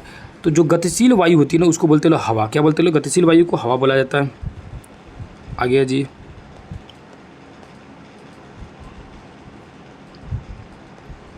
यहाँ देखेंगे तो लिखा हुआ है, क्या लिखा हुआ है? गर्म हवा फैलती है। अब सुनिए ध्यान से, क्या होता है एक्चुअली में, होता क्या है। देखिए, कोई भी चीज़ को गर्म कीजिएगा ना तो फैलेगा। जैसे बर्फ़ है, गर्म कर, पहले बर्फ़ एक जगह इकट्ठा था, गर्म कर गया तो पसर गया, फैल गया पूरी तरह से पिघल के, ठीक है। और गर्म कीजिए पानी को, है ना, गर्म होकर क्या होगा, गैस बन के यानी वाष्प बन के और फैल जाएगा, ऊपर उड़ जाएगा। और दूसरी क्या होता है ना कि गर्म होने के बाद चीज़ें हल्की होने लगती है और भागने लगता है ऊपर की तरफ में। अब कोई भी चीज़ हल्का होगा तो क्या होगा, ऊपर की तरफ जाएगा। क्या होगा भैया, ऊपर की तरफ जाएगा, है ना। चलो हम लोग, है ना, यहाँ पे आइए। तो जो गर्म हवा जो मैं बता रहा था, गर्म हवा क्या होता है ना, ऊपर की तरफ भागना शुरू होता है, ठीक है। तो ऊपर की तरफ भागना शुरू होता है, क्योंकि गर्म होती है तो वो हल्का होते जाता है, हल्का होता है तो कोई भी चीज़ ऊपर भागता है। जब वो ऊपर की तरफ भागेगा ना, देखिए ध्यान से देखिए, समझिए क्या एक्चुअली में होता क्या है। मान के चलिए यहाँ हवा है, ये भी हवा है, और ये हवा जो है ना इधर आना चाहता है, लेकिन ये रोक के रखा, क्योंकि जब जगह खाली नहीं है तो कैसे हवा आएगा। तो ये जो हवा होता है ना, अब यहाँ मान के चलिए यहाँ पर सूरज है तो गर्मी कहाँ लग रहा है, इसको लग रहा है ना, यहाँ पर तो गर्मी लग नहीं रहा है। अब यहाँ धूप पड़ रहा है बहुत तेज़ी से, तो ये बहुत तेज़ी से एरिया जो है गर्म हो रहा है, और हवा यहाँ की गर्म हो रही है। तो गर्म होगी ना तो ये ऊपर भागना शुरू होगा, क्योंकि हल्का हो जाएगा, हल्का होकर ऊपर भागना शुरू होगा। जब ये ऊपर भागेगा ना तो क्या होगा कि ये एरिया जो है वो खाली हो जाएगा। तो खाली होगा तो क्या होगा ना कि बगल जो हवा वो तेज़ी से आगे बढ़ेगा। क्या होगा, तेज़ी से आगे बढ़ेगा, जिसके कारण हमको हवा जो है चलते हुए महसूस होता है कि हवा चल रहा है। और वही क्या होता है कि बहुत तेज आता है तो बोलते लोग आंधी आ गया, तूफान आ गया, है कि नहीं। यही चीज़ होती है, इसी तरह हवा चलता है, लेकिन इसी तरह बादल प्रवेश करता है, सारी चीज़ें इसी तरह घटनाएं होती है। आगे जी, अब यहाँ दिया है कि दाब जो होता है, वायु दाब कम हो जाता। अब पहले क्या था ना कि बचपन में हमको भी ये उच्च दाब, निम्न दाब बहुत कन्फ्यूजन होता था। इसको देखिए सरल तरीका से समझिए। मान के चलिए आप यहाँ पे हैं, क्या है, आप यहाँ पे हैं, ठीक है, आप यहाँ पे हैं, और कोई पहाड़ पे चढ़ गया, यहाँ पहुँच गया, कोई पहाड़ पे चढ़ गया, यहाँ पहुँच गया। अब ये तो पूरे वायुमंडल में, पूरी धरती के ऊपर तो पूरा हवा तो हर जगह है। मान के चलिए हवा तो हर जगह है, देखिए मान के चलिए हवा आ गया पूरी तरह से, ये चारों तरफ से हवा घिरा है। आपको क्या है, ये इतना बड़ा हवा का प्रेशर लग रहा है, क्योंकि आप यहाँ ऊपर से लेकर यहाँ तक है। इसको क्या हुआ कि इतना दूर का हवा का प्रेशर लग रहा है। क्या हुआ कि ये जो यहाँ से यहाँ तक का हवा जो है इसको कम पड़ मिला कि नहीं मिला। यानी क्या हुआ, आपको दबाव ज़्यादा महसूस हो रहा है या इसको दबाव ज़्यादा महसूस हो रहा है। आपको ज़्यादा दबाव महसूस हो रहा है, आपके दोस्त को दबाव कम महसूस हो रहा है। कारण क्या है, ये आपसे ऊपर है कि नहीं है। तो इसका मतलब क्या हुआ कि इसका सिंपली मतलब क्या होता है कि जितना ऊपर जाइएगा ना, जितने ऊपर जाइएगा, धरती से ऊंचा जाइएगा, उतने ज़्यादा क्या होता है, वायु का दबाव कम पड़ता है, और जितने नीचे रहिएगा उतने हवा का दबाव, वायु का दबाव ज़्यादा पड़ता है। अब क्या होता है ना, अब दूसरी इसमें कंडीशन क्या होती है, दूसरा कंडीशन क्या होता है, जब यहाँ दबाव यहाँ ज़्यादा पड़ेगा तो इसको बोलेंगे उच्च दाब, और यहाँ दबाव कम पड़ेगा तो निम्न दाब। यानी इसका सिंपली मतलब है हवा भी ऊपर जा रहा है तो जगह जब खाली होगी तो वो क्या हुआ, निम्न दाब या उच्च दाब। निम्न दाब जब ऊपर भाग जाइएगा या हवा ऊपर भाग जाएगा तो वहाँ निम्न दाब होगी कि नहीं, निम्न दाब। और हवा जो आ रहा है यानी दूसरा जो हवा इसके तरफ आ रहा है वो कहाँ से आ रहा है, उच्च दाब से। नहीं तो वो भी निम्न दाब रहता तो वो भी ऊपर नहीं भाग जाता, आता कैसे। तो हवाएं जो होती है हमेशा उच्च दाब से निम्न दाब की तरफ बढ़ती हैं, क्योंकि निम्न दाब का मतलब वो एरिया खाली हो गया होगा। जैसे इनको जो है निम्न दाब मिल रहा है, क्यों, थोड़ा कम दाब मिल रहा है, क्यों, क्योंकि ऊपर चले गए हैं। ऊपर इन द सेंस मतलब ऊपर हाइट पे गए हुए हैं और आपको हवा का दबाव ज़्यादा मिल रहा है। क्यों उच्च दाब आप एहसास क्यों कर रहे हैं? क्योंकि आप नीचे हैं। तो जब हवा नीचे थी तो उसको उच्च दाब था, जब हवा ऊपर भागने लगा तो एरिया में निम्न दाब शुरू हो गया, तब बगल से हवा जो है तेज़ी से आने लगी। तो कभी भी हवाएं जो होती है उच्च दाब से निम्न दाब की तरफ बढ़ती है। बादल भी इसी तरह प्रवेश करता है, बारिश भी इसी तरह आता है, चक्रवात भी इसी तरह आता है, बहुत सारी चीज़ें होती है इसी तरह। अब यहाँ कह रहा है कि पृथ्वी पर धरातल का असमान रूप से गर्म होना। अब असमान रूप से गर्म होने का रीज़न भी बहुत सारी चीज़ें, क्योंकि एक्चुअली में होता क्या है कि धरती जो होती है ना, धरती में देखा जाएगा तो सूरज के वजह से ऐसे होता है। यहाँ देखिए बड़ी मज़ेदार चीज़ें हैं और इसको ज्योग्राफी में भी और इंटरेस्टिंग थोड़ा सा पढ़ाऊंगा। ये जो हो गया, मान के चलिए कि ये जो हो गया, ये हो गया, इसको बोलेंगे कर्क रेखा। अगर 23.5 डिग्री पर रहेगा तो 23.5 डिग्री पर कर्क रेखा इधर नॉर्थ में, और 23.5 डिग्री नीचे में क्या बोलेंगे, उसको मकर रेखा। क्या बोलेंगे भैया? मकर रेखा बोलेंगे। क्या बोलेंगे? मकर। बीच की जो रेखा इसको बोलते हैं विषुवत रेखा। क्या बोलते हैं? विषुवत रेखा। याद रखिएगा, जो पूरी धरती को दो भागों में बांटता है। ऊपरी भाग को क्या बोलेंगे? ये ऊपरी भाग को बोलेंगे गोलार्ध। कौन सी गोलार्ध? तो उत्तरी गोलार्ध। और निचले भाग को भी बोलेंगे गोलार्ध। कौन सी गोलार्ध? तो दक्षिणी गोलार्ध। गोलार्ध मतलब होता है गोला का आधा भाग, ठीक है। ये गोलार्ध और ये गोलार्ध दोनों मिला दीजिएगा, देखो पूरा गोला हो जाएगा। जैसे मान के चलिए बॉल है, बॉल को बीच में से काट दिए तो ऊपर एक पार्ट ऊपर हो गया, वो एक पार्ट ऊपर हो गया, एक पार्ट नीचे हो गया। जो ऊपर में है यानी कि नॉर्थ साइड, ऊपर हमेशा क्या होता है? नॉर्थ होता है, और नीचे क्या होता है? साउथ होता है हमेशा। कई बार बोला हूँ कि मैप में ऊपर हमेशा नॉर्थ, साउथ हमेशा नीचे। तो ऊपरी भाग को क्या बोलेंगे? उत्तरी गोलार्ध, और निचली भाग को बोलेंगे निचली यानी कि दक्षिणी गोलार्ध, ठीक है। याद रखिएगा। तो ये हो गया गोला के आधा भाग। अब ये चीज़ समझ आ गया, गोलार्ध का मतलब समझ आ गया। अब ये जो यानी और बीच वाली जो रेखा होती है ये क्या करती है? विषुवत रेखा जिसको बोलेंगे, या इसी को भूमध्य रेखा यानी भूमि के मध्य में। अब यहाँ ध्यान से देखिए क्या चीज़ें मैं बताने की कोशिश कर रहा था। यहाँ देखिएगा तो जो सूरज होता है ना, सूरज यही तीन रेखा के बीच में घूमती रहती है। यानी दिसंबर के समय में सूरज रहता है मकर रेखा पर, और यहाँ है ऑस्ट्रेलिया वगैरह, ऑस्ट्रेलिया। तो दिसंबर के समय में जो क्या बोलते हैं उसको, सूरज जो होती है वो कहाँ रहती है? मकर रेखा पर रहती है, ऑस्ट्रेलिया में रहती है। मैं जब बचपन में था ना, तो बचपन में देखता था क्या होता है कि क्रिसमस डे जो मनाया था ना ऑस्ट्रेलिया में, उसमें धूप खूब रहता है। तो हम सोचते थे कि गर्मी खूब लगता है, तो हम सोचते थे कि झूठ बना रहा है सबकी। वैसे वो टीवी वगैरह में देखता था तो हमको लगता था कि यार ये दिसंबर का समय, हम यहाँ भयानक ठंडा पड़ रहा है, आदमी रजाई में घुसा हुआ है, एकदम पूरा कंबल उड़ा हुआ है ना, तो यहाँ पर गर्मी के दिन मना के चल रहा है। एक्चुअली में क्या है कि सूरज पहुँच गया कहाँ पे? मकर रेखा पर, और मकर रेखा के आसपास में जितने भी देश वहाँ गर्मी पड़ रहा है एकदम बढ़िया से। ये कब कंडीशन हो रही है? 22 दिसंबर को पूरी तरह से इस पर कर रहा है। अब ये जब फिर धीरे धीरे सूरज चलना शुरू करता है और सूरज आगे बढ़ने की कोशिश करता है, एक्चुअली में सूरज नहीं बढ़ता है, घूमता धरती है, लेकिन बताने के लिए बता रहा हूँ सूरज बढ़ता है। तो सूरज आगे की तरफ बढ़ा, सूरज दिसंबर से 3 महीने आगे बढ़िए, जनवरी, फरवरी, मार्च में जी यहाँ पर, यानी अब आ गया सूरज विषुवत रेखा पर, और विषुवत रेखा पर गर्मी ज़्यादा देने लगा, ठीक है। अब फिर इसके 3 महीने आगे बढ़िए, तो 3 महीने आगे बढ़िए, क्या हो जाएगा? अप्रैल, मार्च के बाद अप्रैल, मई, जून में आ जाएगा। कहाँ पे? जून में आ गया कर्क रेखा पर। इसका मतलब क्या है? हम लोग का भारत है यहीं पे, तो जून में क्या होता है कि भारत के बीचों बीच में पहुँच जाता है सूरज, और भारत में गर्मी भयानक देता है ना। जून के समय में 21 जून को सबसे बड़ा दिन इसीलिए होता है क्योंकि सबसे ज़्यादा गर्मी उसी समय पड़ते रहता है, और सूरज सीधे हम लोग के सर पे पड़ रहता है, इसीलिए गर्मी ज़्यादा होता है। अभी जून के समय आते हैं तो और भयानक गर्मी हो जाएगा। इसका मतलब क्या है? मार्च हो गया, अप्रैल हो गया, मई हो गया। इसका मतलब क्या है कि अभी जो है थोड़ी सी करीब पहुँच गया है कर्क रेखा के पास पहुँचने में, यानी मई चल रहा है। इसका मतलब सूरज जो है करीब पहुँचने वाला है हम लोग के पास में, यानी 10.5 डिग्री के पास में पहुँचने वाला है। याद रखिएगा, ठीक है। ये बातें समझ आ गई आप लोगों को।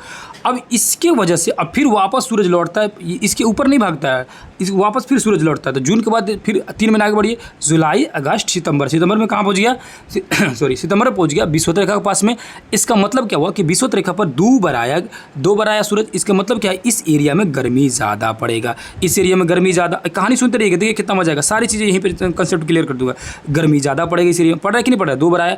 अब जब गर्मी ज़्यादा पड़ेगा, अब बताइए आप, जब इस एरिया में गर्मी ज़्यादा पड़ेगा तो हवा क्या होगा? गर्म होगा कि नहीं गर्म होगा? जब हवा गर्म होगा तो हवा ऊपर भागेगा कि नहीं भागेगा? जब हवा ऊपर भागेगा तो निम्न दाब की उच्च दाब? अब बताइए, निम्न दाब। समझ रहे कि नहीं समझ रहे? अब इस एरिया में क्या हुआ? निम्न दाब। क्या हुआ भैया? तो निम्न दाब हो गया। जब ये निम्न दाब हुआ, जब इस एरिया में निम्न दाब हो गया, हवा ऊपर भागने लगा, तब बगल वाला हवा क्या करेगा? ओकरावरी बढ़ेगा कि नहीं बढ़ेगा? इसलिए हवा बढ़ रहा है इसके तरफ, इसलिए बढ़ रहा है हवा इसकी तरफ। इसको क्या करता है लोग, बहुत जगह मैं देखता हूँ कि आपको क्या करता है, ऐसे याद कराया जाता है। ये पूरा ऐसे कर दिया जाता है, जैसे इसको ऐसे एरो दे देते कि इसको एरो ले लीजिए, इसको ऐसे, फिर इसको वाला ऐसे, फिर इसको ऐसे, है ना। मतलब इसको अगर दूसरे कलर से करके देखा जाए तो इसको बताया कैसे जाता है कि इसको ऐसे कर लीजिए, और ये इसका डायरेक्शन इधर से कर दीजिए, ऊपर वाला का डायरेक्शन ऐसे कर दीजिए, ऊपर वाला डायरेक्शन कर दीजिए। इस तरह से कभी भी याद नहीं होगा। कंसेप्ट समझिए, बातें समझिए कि एक्चुअली में हवा जो है इस तरफ क्यों आ रहा है, वाई, है ना। रीज़न क्या है कि इधर हवा आ रहा है, इधर आ रहा है, क्यों? क्योंकि इस एरिया में निम्न दाब शुरू हो गया है। निम्न दाब, क्योंकि इस एरिया में धूप रहता है, बहुत ज़्यादा गर्मी खूब मिलता है धधा के, तो धूप ज़्यादा रहता है, गर्मी ज़्यादा रहता है। इससे क्या करते हैं, इस एरिया में क्या होता है, इस एरिया में देखा जाएगा तो क्या हो जाएगा आपका, आगे जी, है ना, इस एरिया में क्या हो जाएगा कि निम्न दाब उत्पन्न हो जाएगा, जिससे क्या होगा कि आसपास की जो हवा है वो इसके तरफ बढ़ने लगेगी, है ना। तो आसपास की हवा क्या होगी, बढ़ने लगेगी, जिससे क्या बोलेंगे, यानी उच्च दाब से हवा जो होती है निम्न दाब की तरफ बढ़ने, इसीलिए हवा की डायरेक्शन जो इधर की तरफ दिया, हवा का डायरेक्शन इधर की तरफ दिया है। अब इस एरिया में कह रहा है, ये वाला एरिया कह रहा है, ये वाला एरिया का, ये वाला एरिया देखा जाएगा, तो इन दोनों के कंपेयर में, इस दोनों कंपेयर में ये वाला जो एरिया होगा, ये वाला, ये निम्न दाब हो जाएगा। क्यों? क्योंकि इस वाले एरिया से पूरी ठंडा और इस वाले एरिया से गर्मी आ रहा है, तो ये वाला जो एरिया हो जाएगा निम्न दाब हो जाएगा। तो जब ये निम्न दाब होगा तो दोनों की तरफ से क्या हो जाएगा, हवा इसके तरफ बढ़ने लगेगा, इधर से भी और इधर से भी, और इस वाले एरिया में यहाँ निम्न दाब हो रहा है, इसीलिए हवा बढ़ने लगा। यानी सिंपली समझिए, इस वाले एरिया में निम्न दाब है, इस वाले एरिया में निम्न दाब है, इस वाले एरिया में निम्न दाब है, तभी तो हवा इसके तरफ आ रहा है, नहीं तो क्यों आता। निम्न दाब का मतलब होगा कि हवा गर्म होकर ऊपर भागने लगा, है कि नहीं। तो कंपेयर किया जाता है ऊपर वाले से और नीचे वाले से कंपेयर किया जाएगा, तो यह हवा जो है गर्म हो रहा है, धीरे धीरे गर्म होकर भाग रहा है ऊपर के में। अब आगे समझिए, यही डायरेक्शन इसीलिए दिया हुआ है, इसलिए दिया है। अब ये जो दिया हुआ है डायरेक्शन, ये क्या है, तो विषुवत रेखा के ऊपर जब हवा आती है तो हवा जो होती है अपने दाहिनी तरफ मुड़ जाती है। किधर मुड़ जाती है, अपने दाहिनी तरफ। और विषुवत रेखा से नीचे जाती है तो भी अपनी दाहिनी तरफ मुड़ जाती है। जैसे यहाँ से खड़ा होकर देखिएगा तो आपका दाहिना इधर हो जाएगा, और उल्टा घूम के इधर खड़ा हो जाए तो तभी आपका दाहिना इधर हो जाएगा। इसको बोलते हैं फेरल का नियम। क्या बोलते हैं लोग, ये फेरल का नियम, ठीक है, फेरल का नियम बोलते हैं, फेरस का नियम बोलते हैं इसको। तो ये देखेंगे तो हवाएं जो होती है ऐसे आके घूम जा रही है, अपने दाहिनी तरफ घूम जा रही है। यही डायरेक्शन से क्या होती है, हमारे तरफ हवाएं जो आती है और बारिश होता है। यहाँ पर होता है सबसे पहले बारिश, जो कि केरल के मलाबार तट पर, है ना, ऐसे आया। और ऐसे जब यहाँ एक पर्वत है जिस पहाड़ का नाम है राजमहल की पहाड़ी, उस राजमहल की पहाड़ी से क्या होती है, टकराती है बादल टकरा के घूम जाती है अपनी तरफ, और घूम के बिहार में बारिश कराती है। चीज़ें, बहुत सारी चीज़ें बताने के लिए फाउंडेशन क्लास रहता है, तो मज़ा आ जाता है इसमें, एकदम धीरे धीरे समझाता है चीज़ों को, बेहतरीन तरीके से समझाता है ना। आगे जी, आगे समझती है, इसको समझते हैं। अब आगे आते हैं, यहाँ देखेंगे तो वही मानसून वगैरह की बारिश, हवाएं, जो मानसून की हवाएं चलने लगती है, जो कि सारी चीज़ें कहानी समझाती है। आंधी क्यों आता है, जब वो तेज़ी से ऊपर बढ़ेगा तो तेज़ी से हवा आएगा तो आंधी बोलेंगे। अब ये चक्रवात रहा, सेम चक्रवात जो होता है, आंधी कस के जब भयानक रूप से आने लगेगी तब उसको बोलेंगे चक्रवात का रूप धारण कर लिया। चक्रवात में भी याद रखिएगा, चक्रवात के एक तो आकार जो होता है, जैसे कि अब सुबह में आप लोगों को पढ़ाया हूँ, है ना, चक्रवात का जो आकार होता है क्या होता है, भी आकार का होता है, क्योंकि ऐसे आता है बाउंड्री की तरफ बने हुए, ठीक है। चक्रवात का जो केंद्र होता है, केंद्र बिंदु यानी बीचों बीच के जो होता है, उसको बोलते हैं चक्रवात की आँख, याद रखिएगा, है ना, चक्रवात की आँख बोलेंगे। और जो चक्रवात जो होता है, ये भी क्या करेगा, उच्च दाब से निम्न दाब की तरफ बढ़ेगा। आ गया जी। अलग अलग जगहों का अलग अलग चक्रवातों का नाम है। जैसे यहाँ देखिए चक्रवात का नाम दिया, अलग अलग देशों में नाम चक्रवात का अलग है। जैसे कि इसको अमेरिका में बोलते हैं हरिकेन, मध्य एशिया में बोलते हैं टाइफून। क्या बोलते हैं भैया, मध्य एशिया में टाइफून। जैसे कि वहाँ पर आप लोगों को सुबह पढ़ाया, उसमें बोला भी कि साउथ साइड में, मध्य एशिया में या दक्षिण एशिया साइड में, चाइना में, जापान में इसको टाइफून बोला जाता है। अगला चैप्टर, ये चैप्टर में काफ़ी समय ले लिया, खैर इंटरेस्टिंग था। आगे जी, जलवायु और अनुकूलन समझेंगे। अनुकूलन मतलब होता है कि अपने आप को उससे वातावरण के हिसाब ढाल लेना। जलवायु मतलब जिस एरिया का 30 से 35 सालों तक एक ही तरह का मौसम देखने के लिए मिल रहा है। जैसे गर्मी के दिन में गर्मी आएगा, ठंडा के दिन में, ऐसा तो नहीं है कि जनवरी के समय में कभी ऐसा लगा हो कि आपको बहुत भयानक गर्मी पड़ने लगा हो, और जून जुलाई के समय में ऐसा तो नहीं लगा हो कि वहाँ पर जून जुलाई के समय में आपको इतना भयानक ठंडा पड़ने लगा कि रजाई लेकर उड़ के घूम रहे हैं। तो ऐसा कभी हुआ है? नहीं हुआ है। 35 सालों 30 सालों से तो नहीं हुआ है। तो इसका मतलब कि 30-35 सालों से मौसम की एक ही तरह से रचना रही, मौसम एक ही तरह से रहा, तो उसको कहेंगे जलवायु। अनुकूल क्या बोलेंगे, अब जिस एरिया का जिस तरह की जलवायु है उस तरह को अपने आप को ढाल लेना अनुकूल कहलाता है, ठीक है। उसके प्रतिकूल हो जाना, और नहीं होइएगा तो सर्वाइव भी नहीं कीजिएगा। आ गया जी, यहाँ समझेंगे लो। और क्या किया दिया हुआ, यहाँ देखिए जलवायु के बारे में दिया। तो हमारे देश में जो जलवायु का रहा है कि 4 भागों में ऋतुएं बांटी गई है ना। ऋतु जनवरी से फरवरी बांटी गई है, शीत ऋतु यानी जनवरी फरवरी ठंडा का दिन, ग्रीष्म ऋतु मार्च से मई तक, वर्षा ऋतु दक्षिण मानसून जो शुरू होता है जून से सितंबर तक, उसके बाद से मानसून के बाद जो मानसून के बाद की जो ऋतु होती है जिसको शरद ऋतु बोलेंगे, ठीक है, वो अक्टूबर से लेकर बसंत ऋतु जिसको बोलेंगे अक्टूबर से लेकर दिसंबर तक। नहीं, बसंत ऋतु इसमें नहीं है, अक्टूबर दिसंबर तक नहीं होगा, ये शरद ऋतु हो जाएगा। मानसून के बाद की जो ऋतु होती है। उसके बाद देखेंगे तो उत्तर पूर्वी मानसून और दक्षिण पूर्वी मानसून, ये क्या है? तो उत्तर पूर्वी मानसून क्या बोलते हैं? देखिए, जब मानसून जिधर से आता है ना उसका डायरेक्शन देखा जाता है। जिसका डायरेक्शन देखिएगा तो ये हो गया वेस्ट और ये हो गया साउथ, यानी उत्तर पश्चिम की तरफ से आ रहा है। ये हो गया, सॉरी उत्तर पश्चिम बोल रहा हूँ, है ना, ये दक्षिण पश्चिम बोल रहा है, ठीक है। ये पश्चिम और ये दक्षिण, तो दक्षिण पश्चिम की तरफ से आ रहा है, तो मानसून का आगमन होता है दक्षिण पश्चिम से। और जब लौटता है मानसून, तो याद रखिएगा, जब लौटेगा मानसून, जब लौटता है तो ये क्या होता है? नॉर्थ और ईस्ट यानी उत्तर पूर्व की तरफ घूम जाता है, ठीक है। तो लौटता मानसून होता है उत्तर और पूर्व, और आता वाला मानसून जो होता है दक्षिण और पश्चिम होता है। अब ये ध्रुवीय भालू होता है। ध्रुवीय भालू जो होता है वो क्या होता है कि उनकी बाल होती है शरीर पर बड़ी बड़ी, क्योंकि वो ठंडे के दिन में अपने आप को एडजस्ट कर सके, इसीलिए उनकी बाल जो होती है बड़ी बड़ी होती है। याद रखिएगा, यहाँ कह रहा है कि तापमान जो होता है हमारे शरीर का 37 डिग्री सेल्सियस, देखिए यहाँ लेकिन दिया है कि -37 डिग्री सेल्सियस। ये क्या है? तो ये कह रहा है कि जो ध्रुवीय जो क्षेत्र होती है वहाँ पर ठंडा जो होता है -37 डिग्री चला जाता है, जबकि उससे ज़्यादा जाता है ना। उससे क्या होता है? उससे भी ज़्यादा जाता है। 1 मिनट आगे आइए, आगे समझते चलो। ध्रुव भाले को देखेंगे तो इसे पूरी डिजाइन बना हुआ है कि शरीर जो होता है मोटा होता है और उसके बाल बहुत ज़्यादा बड़े बड़े रहते हैं, ताकि वो ठंडे में अपने आप को एडजस्ट कर सके। नाखून देखेंगे तो इसके मुड़े हुए रहते हैं, पैने रहते हैं, ताकि वो बर्फ़ को आसानी से मतलब पकड़ सके, स्लिप ना करे। सारी चीज़ें दी गई है। उसके बाद मोटी चर्बी वाला होता है। उसी तरह देखेंगे तो ये पेंगुइन है, बड़ी खूबसूरत लगता है ये सब पेंगुइन, ठीक है। तो पेंगुइन है, इसकी भी शरीर उसी तरह होते हैं, चर्बी ज़्यादा होती है। उसके बाद अन्य भी यहाँ पर जीव जंतु होते हैं, जैसे मछलियाँ, कस्तूरी मृग, रेडियर, लोमड़ी, सील, हवेल, बहुत सारे जीव जंतु होते हैं जो उस एरिया में पाए जाते हैं। साइबेरियन जो पक्षी होती है वो उड़ के तो अपना राजस्थान के भरतपुर और अपना क्या बोलते हैं उसको, बिहार के बेगूसराय ज़िले में भी आती है उड़ के, साइबेरियन एरिया के पक्षी। यहाँ पर यहाँ लिख रहा है कि नंदा देवी नीलगिरी जैव मंडल जो है पश्चिमी तटीय सह्याद्री और उत्तर पूर्वी हिमालय क्षेत्र है। जो जैव मंडल वाला यानी बायोडाइवर्सिटी वाला, बायोडाइवर्सिटी मतलब क्या होता है? मतलब ऐसा जगह जहाँ पर बहुत सारे जीव जंतु एक साथ रहते हों, ठीक है, भिन्न प्रकार के जीव जंतु रहते हैं, उसको बोलेंगे बायोडाइवर्सिटी वाला ये जगह, जैव विविधता वाला जगह है। ये एशिया और विशेषकर भारतीय उपमहाद्वीप में ये बंदरें जो होते हैं, ये बंदर की सारी प्रजातियाँ पाई जाती है। तब भारत में और एशिया के खासकर एशिया महाद्वीप में देखा जाए तो भारतीय उपमहाद्वीप जो है, यहाँ पर दुनिया भर की जितनी भी बंदर की प्रजाति है वो सारी प्रजातियाँ भारत में पाई जाती हैं। ये जो बंदर है हनुमान लंगूर जो है, ये भारत के बंदरों में सबसे अधिक पाया जाता है, जिसको जो कन्याकुमारी के हिमालयन या फुट हिल तथा राजस्थान के रेगिस्तान वाला में भी घनी वर्षा वाला जो क्षेत्र है या वन वाला जो क्षेत्र है, घनी वर्षा वन वाला जो क्षेत्र है, वहाँ ये पाए जाते हैं। इनके जो क्या होते हैं ना कि काले और हल्के काले कलर का होता है, ठीक है। और साथ साथ क्या होता है कि इनकी पूँछ जो होती है, लंबी पूँछ है ना, छोटा अंगूठा और पैर जो होते हैं लंबे लंबे होते हैं।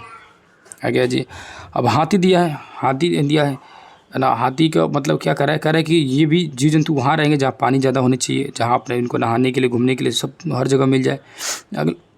अगले चैप्टर बनिए, क्या है? कह रहे गंदे जल से निपटाना है। गंदे जल मतलब आसपास में जितना भी गंदा जल लग जाता है उससे बहुत सारी बीमारी होती है। अपशिष्ट जल किसे कहेंगे? अपशिष्ट वर्ड लिखा है। अपशिष्ट मतलब होता है कचरा, है ना, बेकार चीज़, गंदगी। तो जब जल में किसी भी तरह की गंदगियाँ मिल जाती है तो बोलेंगे वो जल अपशिष्ट हो गया। अब विश्व जल दिवस जो है 22 मार्च 2005 को थीम रखा गया। कौन सी थीम? अंतर्राष्ट्रीय दशक के रूप में मनाया गया। वो साल 2005 से लेकर 2015 तक का बनाने के लिए बात कहा गया। मतलब उस समय तय किया गया कि 2005 से लेकर 2015 तक अंतर्राष्ट्रीय जल दिवस मनाया जाएगा, या अंतर्राष्ट्रीय दशक के रूप में इसको मनाया जाएगा।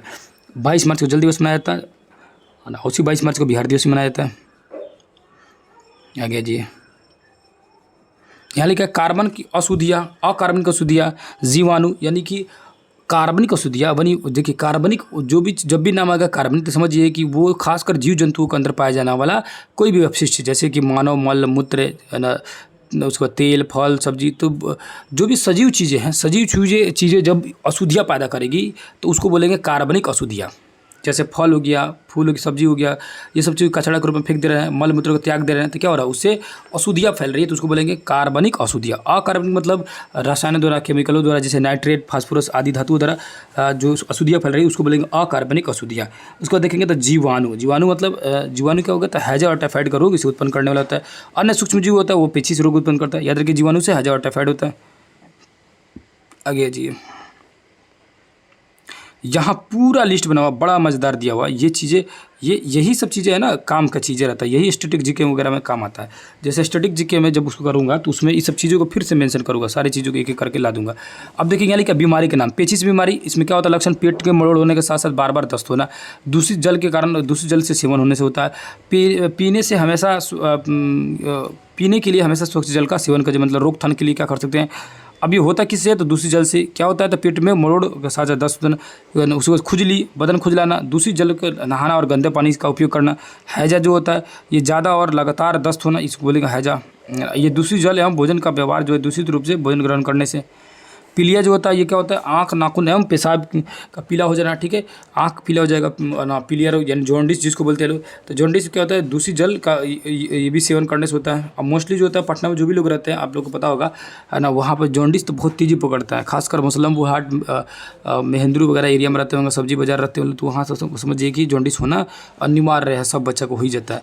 हैजा देखिए यानी डायरिया, तो लगातार दस्त हो रहा है बार बार, ये भी दूषित जल वगैरह से भोजन करने से उस तरह का, ठीक है। मलेरिया भी उसी तरह का है, जाड़ा देकर बुखार आना है तो मलेरिया। और मलेरिया जो होता है मादा एनाफिलीज मच्छर के काटने से होता है, याद रखिएगा किस मच्छर काटने से, मादा एनाफिलीज। मेनिंजाइटिस जो रोग होता है वो मस्तिष्क से संबंधित है, और ये क्वेश्चन एक बार पूछा था दुर्गा में कि मेनिंजाइटिस रोग जो होते हैं निम्न से किससे संबंधित है, तो मस्तिष्क से संबंधित है। बुखार लगना है ना, ये भी दूषित जल से सेवन करने से होता है। आ गया जी, यहाँ लिखा क्या आप जानते हैं, क्या जानते हैं भैया, हर दिन हम लोग दिन भर में पानी जो होता है 20 लाख टन सीवेज, यानी सीवेज नाला वगैरह में, बड़ा नाला को सीवेज बोलेंगे, औद्योगिक और कृषि कचरा में डाल देते हैं। दुनिया की 18% आबादी के 18% या 1.2 अरब लोगों खुले शौच में आज भी जाना पड़ता है, ठीक है। मतलब इससे क्या है ना, प्रदूषण बढ़ रहा है, और क्या। आ गया जी,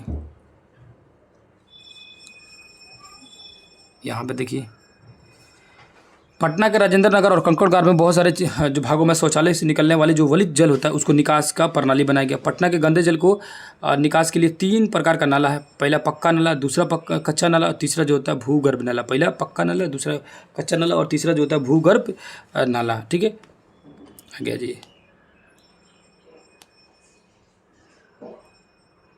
यहाँ लिखा हुआ है कि बड़े नालों से गंदा पानी जो है एकत्रित होकर एक जगह क्या होता है, अवस्थित होता है, जमा होता है, उसको बोलते हैं पंप हाउस। और पंप हाउस पटना में एक जगह है, आप लोग जो रहे होंगे पता होगा उनको। नाले में मिलन स्थल जो होता है वो चौकोरा गड्ढा, मतलब जहाँ सब नाला के मिलता है, ये नाला तो गड्ढा टाइप का बना दिया था, उसको बोलते हैं मेन होल। और मेन होल से पानी आता है, इसको साफ़ करने के लिए जाता है किसमें, पंप हाउस में। पंप हाउस में उसको साफ़ किया जाता है, ठीक है। और वर्तमान में जो है 9 पम्प हाउस बोल रहा है कि वर्तमान में पटना में 32 पंप हाउस है, पंप वर्तमान समय 32 पंप हाउस है। सैदपुर, बेऊर, पहाड़ी, करमली, ये कुछ पंप हाउस का नाम बता रहा है। 4 से 5 घंटा तक लगता है, उसको पानी साफ़ हो जाता है। पानी साफ़ करके उसको कृषि कार्य या अन्य कार्य में उसका उपयोग किया जाता है।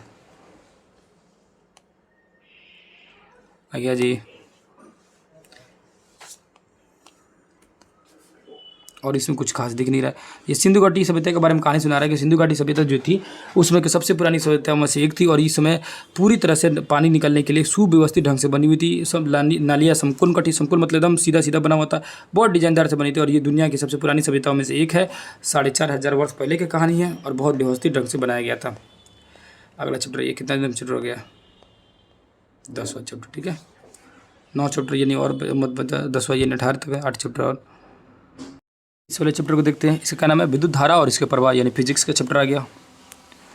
इसमें समझते हैं 2 या 2 से अधिक जब सेल को जोड़ देंगे तो उसको क्या बोलेंगे, बैटरी बोलेंगे। और ये क्वेश्चन पूछता है 2 या 2 से अधिक सेलों का संयोजन क्या कहलाता है, बैटरी कहलाता है। मतलब ये सेल सबको एक से जोड़ देंगे तब बैटरी कहलाएगा।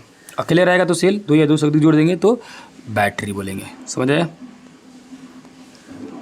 यहाँ लिखा क्या आप जानते हैं, ट्रक, बस, कारों में लाई जाने वाली जो बैटरियाँ होती है वो सेलों का क्या होता है, संयोजन होता है। मतलब बहुत सारे सेलों से बना हुआ रहता है।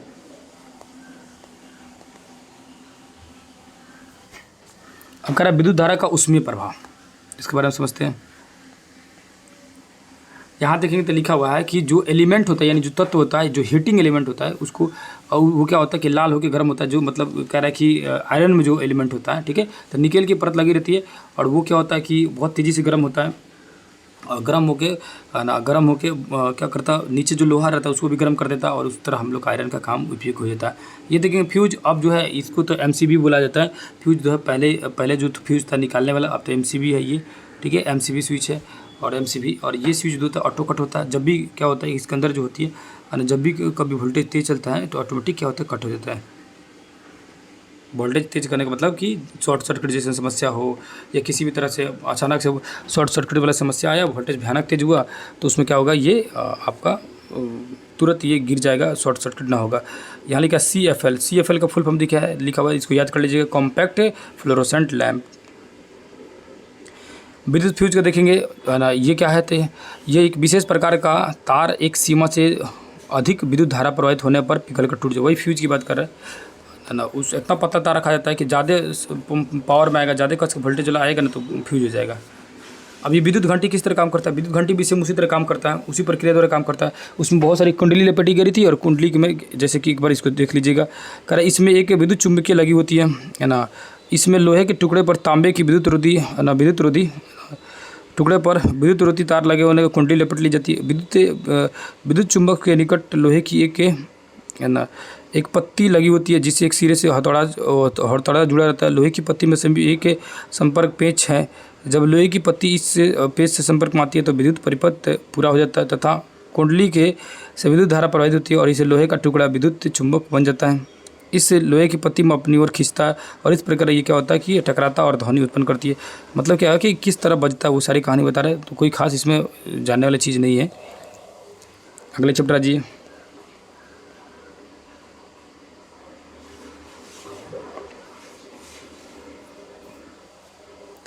यहाँ कौन से वैज्ञानिक है, वैज्ञानिकों को भी पकड़ के लेकर चला जाएगा साथ साथ में। लिखा हुआ इनका नाम लिखा हुआ है डॉक्टर करेन मणिकयन श्रीनिवास कृष्णन का है। ये ना डॉक्टर कृष्णन का जन्म तमिलनाडु के जिले में वत्रम गांव में 4 दिसंबर 1898 ईस्वी में होता और बचपन से ये कुशार्क बुद्धि के थे, मतलब बहुत तेज थे। आ गया जी।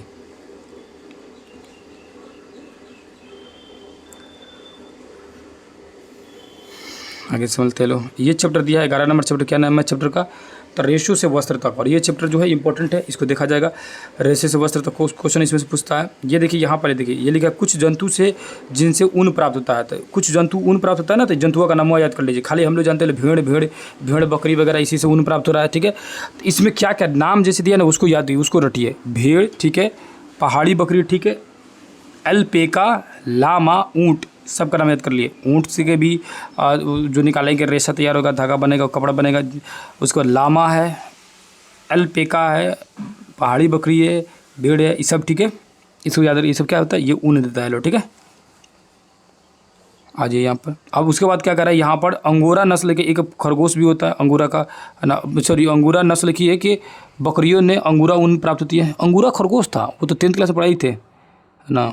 अंगूरा खरगोश था, उसको थोड़ा देखिएगा क्योंकि मैं 10th क्लास से ज्योग्राफी में पढ़ाया था। अंगूरा खरगोश भी था, ठीक है। तो बकरी की नस्ल थी और ये पश्मीना बकरी थी। एक्चुअली में क्या थी, पश्मीना बकरी थी। अंगूरा बकरी लिखा हुआ, लेकिन अंगूरा खरगोश था जिसके ऊपर से रोए निकाले जाते थे, जो 10th क्लास में दिया हुआ है। और पश्मीना बकरी है जो लद्दाख वगैरह क्षेत्र में पाई जाती है ना। इसके भी रोए जो होता है काफ़ी ज़्यादा सॉफ्ट होता है और इससे भी ऊनी कपड़ा बनाया जाता है। यहाँ जी कह रहा है कि बाल की कटाई कैसे जाता है, दाढ़ी के पास रूखे बाल वगैरह त्वचा से निकट मुलायम करना। ये पूरी प्रक्रिया बता रहा है, सफाई करना है कैसे कैसे जो होता है उसकी बुनाई होती है। यहाँ जो उसके बाद छटाई लिखा हुआ है।